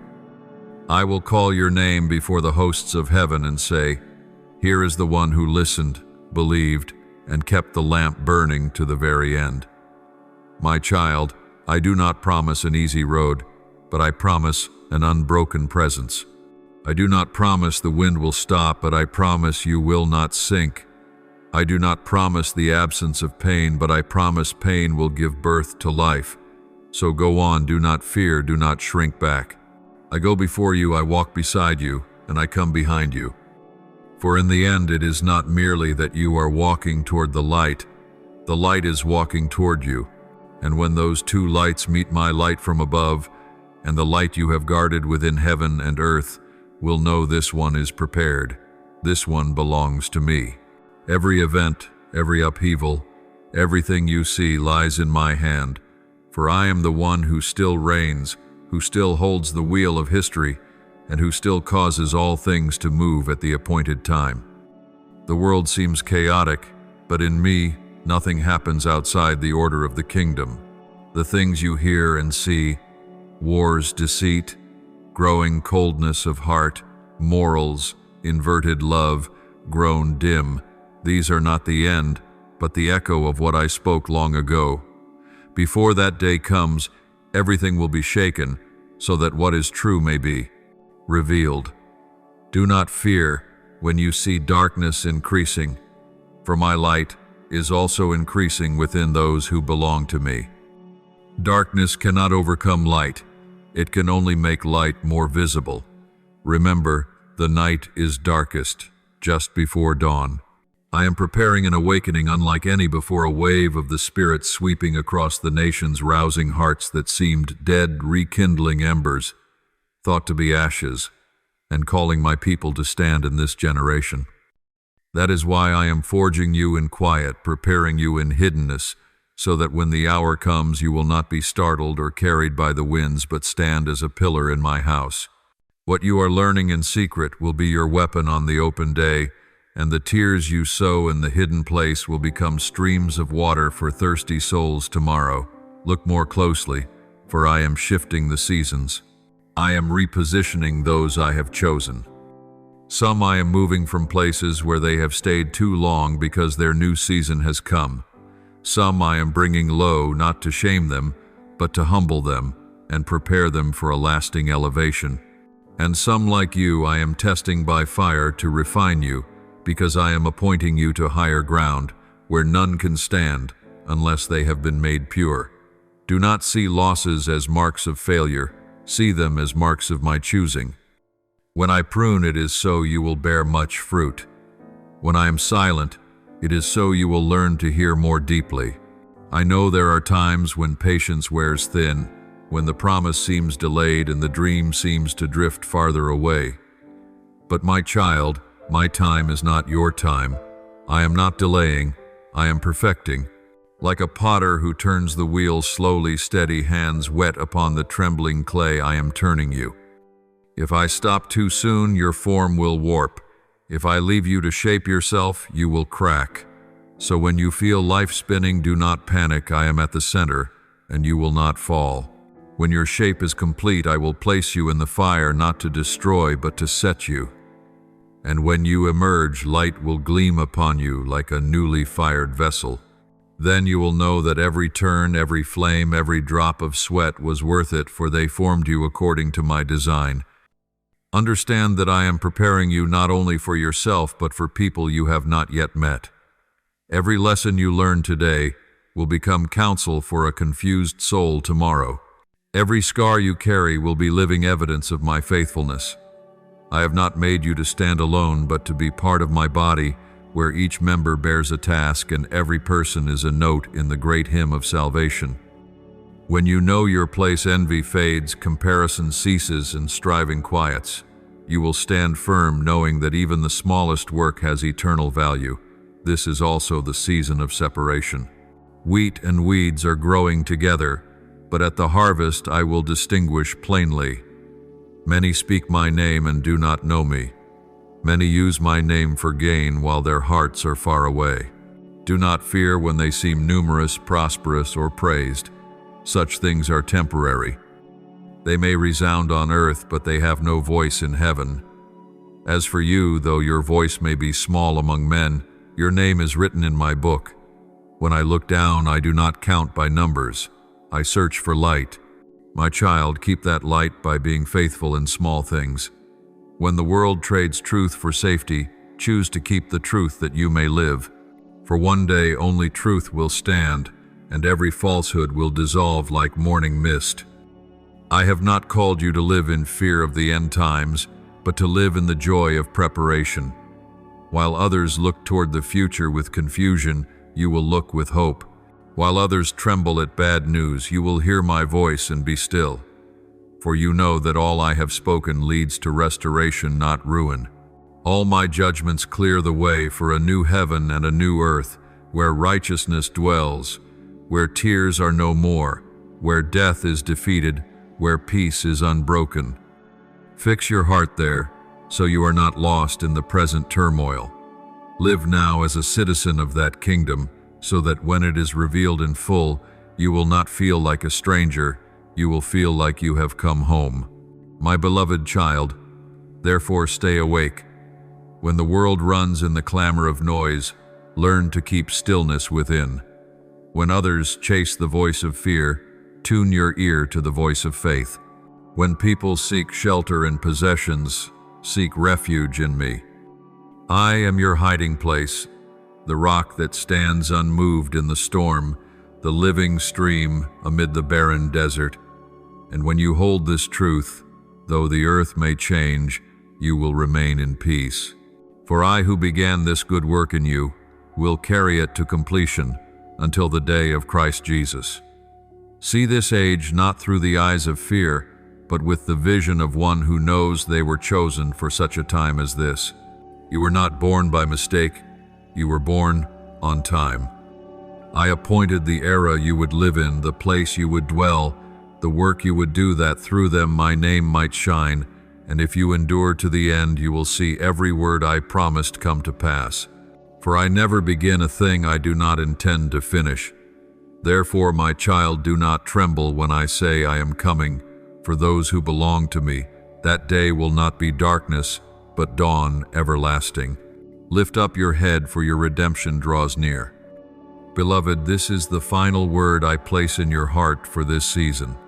Let all you have heard become the living breath of your days, so that in every circumstance, calm or storm, silence or noise, your heartbeat stays aligned with mine. All that I have warned, corrected, and called you back for was to lead you into perfect union with heaven's will. I do not lead you in circles. I lead you through necessary turns, shaping your soul wide enough to hold the glory about to be revealed. So now stand tall in grace, release the last fragments of confusion, and receive the portion of blessing appointed for you before the foundations of the world. I bless your eyes to see what I am doing amid what others call chaos. I place spiritual balm upon your eyelids so you may behold the fine threads of providence weaving every event into the tapestry of my kingdom. Where others see only ruins, you will see new foundations. Where others hear threats, you will catch the rhythm of hope. Where others grow weary of waiting, you will find the strength of those who trust in the Lord. Believe me, those who lift their eyes will not be bound by the noise of earth, for they are anchored to a higher vision. I bless your ears to discern among the many voices. Many will call, many messages will beckon, many arguments will sound convincing, but my voice remains gentle and clear to those who stay near. When you learn to recognize the peace that follows obedience, you will stop chasing fleeting emotions. When you can tell the urgent pull of the flesh from the patient whisper of the Spirit, you will know when to pause. And when you grow familiar with the silence between two beats, you will hear me speak deeper than words, a hidden stream that never runs dry. I bless your hands not only to hold but to give. You have learned the path of return. Now let your hands become a path for others to come home. Hands that lift the weary, raise the fallen, set a cup of water before a traveler, or write forgiveness when your heart would rather close. Every small gesture done in me becomes a heavenly act in the marketplace of earth. Do not wait until you have much to give. Begin with the little, for the little placed in my hands becomes enough, and then more than enough. I bless your feet to not fear the long road. You have walked through night and fog, and you will cross many climates yet. But remember, blessed feet are not defined by where they arrive, but by who walks beside them. I am with you on the lonely ridge, in the golden field, by the quiet waters, and in the valley of shadows. Whether the path is smooth or rough, keep step with faithfulness, for faithfulness is the compass that guides you through every season without losing direction. I bless your heart to remain tender before truth and firm before temptation. A soft heart will catch my whisper in the smallest things.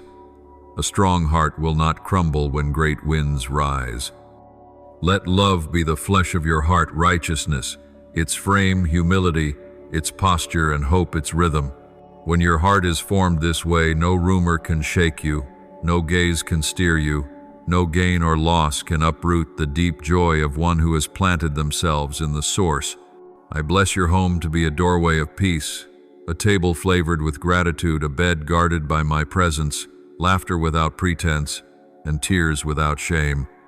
Let your house be a rest stop for the weary, a shelter for the lost, a classroom for the young, and a porch for the old.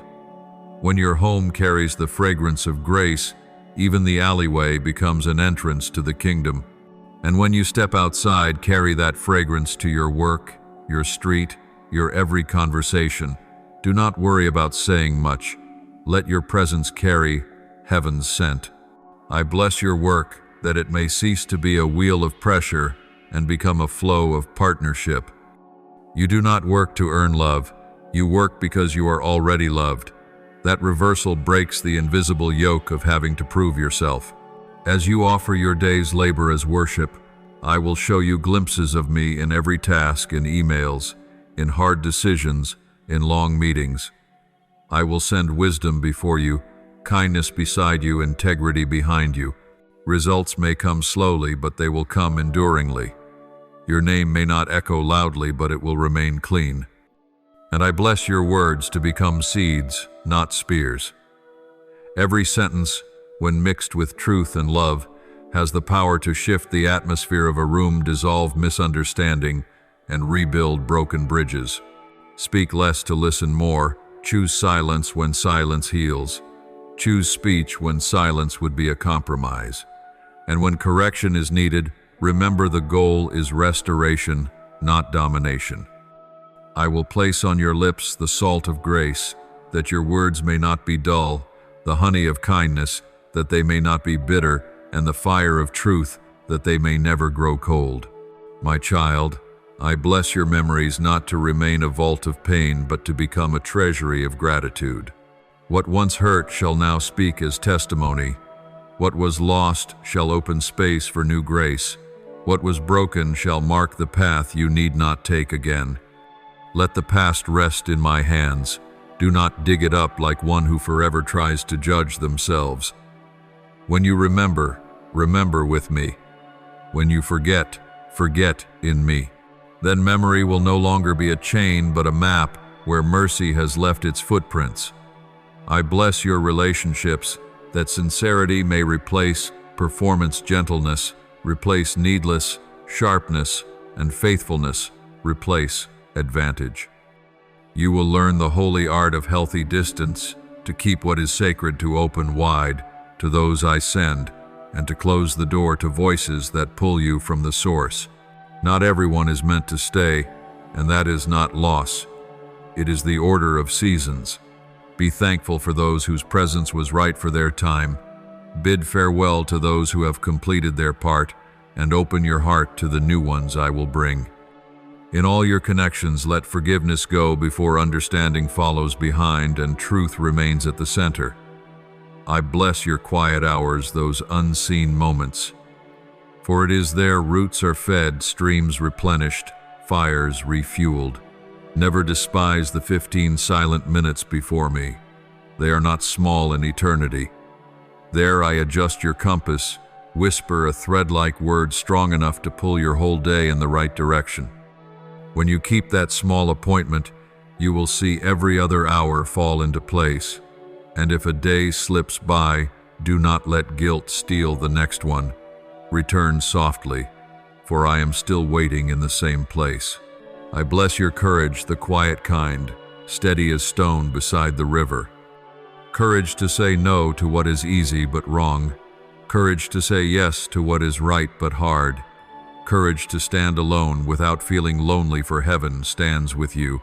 Courage to go slow in a world that races to listen, in a world that shouts to love, in a world that bargains. Such courage does not rise from within. It is poured out each time you abide in me. Come close, and you will have enough right when it is needed. Finally, I place upon you the blessing of morning new oil upon your head, a new song in your mouth, and new light upon your path. Each dawn open the doors of your soul and let the wind of the Spirit sweep through the inner house, carrying away the dust of night, bringing in the fragrance of grace.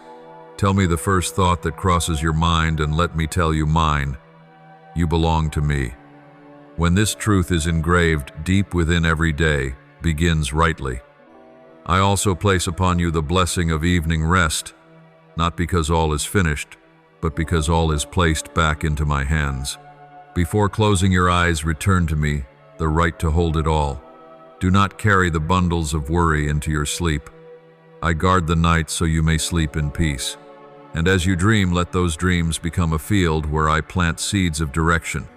You will wake with a clear thought, a strong word, a new way forward.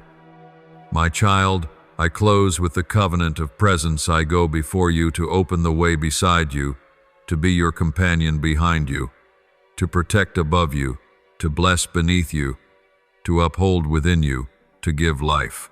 There is no day you live outside my reach, no night outside my sight. When you are weak, I am your strength. When you are strong, I am your humility. When you rejoice, I am your song. When you grieve, I am your rest. So go keep the lamp burning, the heart pure, the eyes lifted. My day draws near, and my reward is in my hand. You will not be ashamed, for whoever entrusts themselves to me will never be forsaken. Receive these words as rain soaking into the soil. Rise, breathe deeply, and step into the new day as into a holy ceremony. Heaven has decreed, earth will bear witness, and I, the one who loves you, will fulfill what I have promised. Thank you for listening to today's message. Subscribe and turn on the bell so we may together receive the living words, build steadfast faith, and walk daily in the boundless love of God. Amen.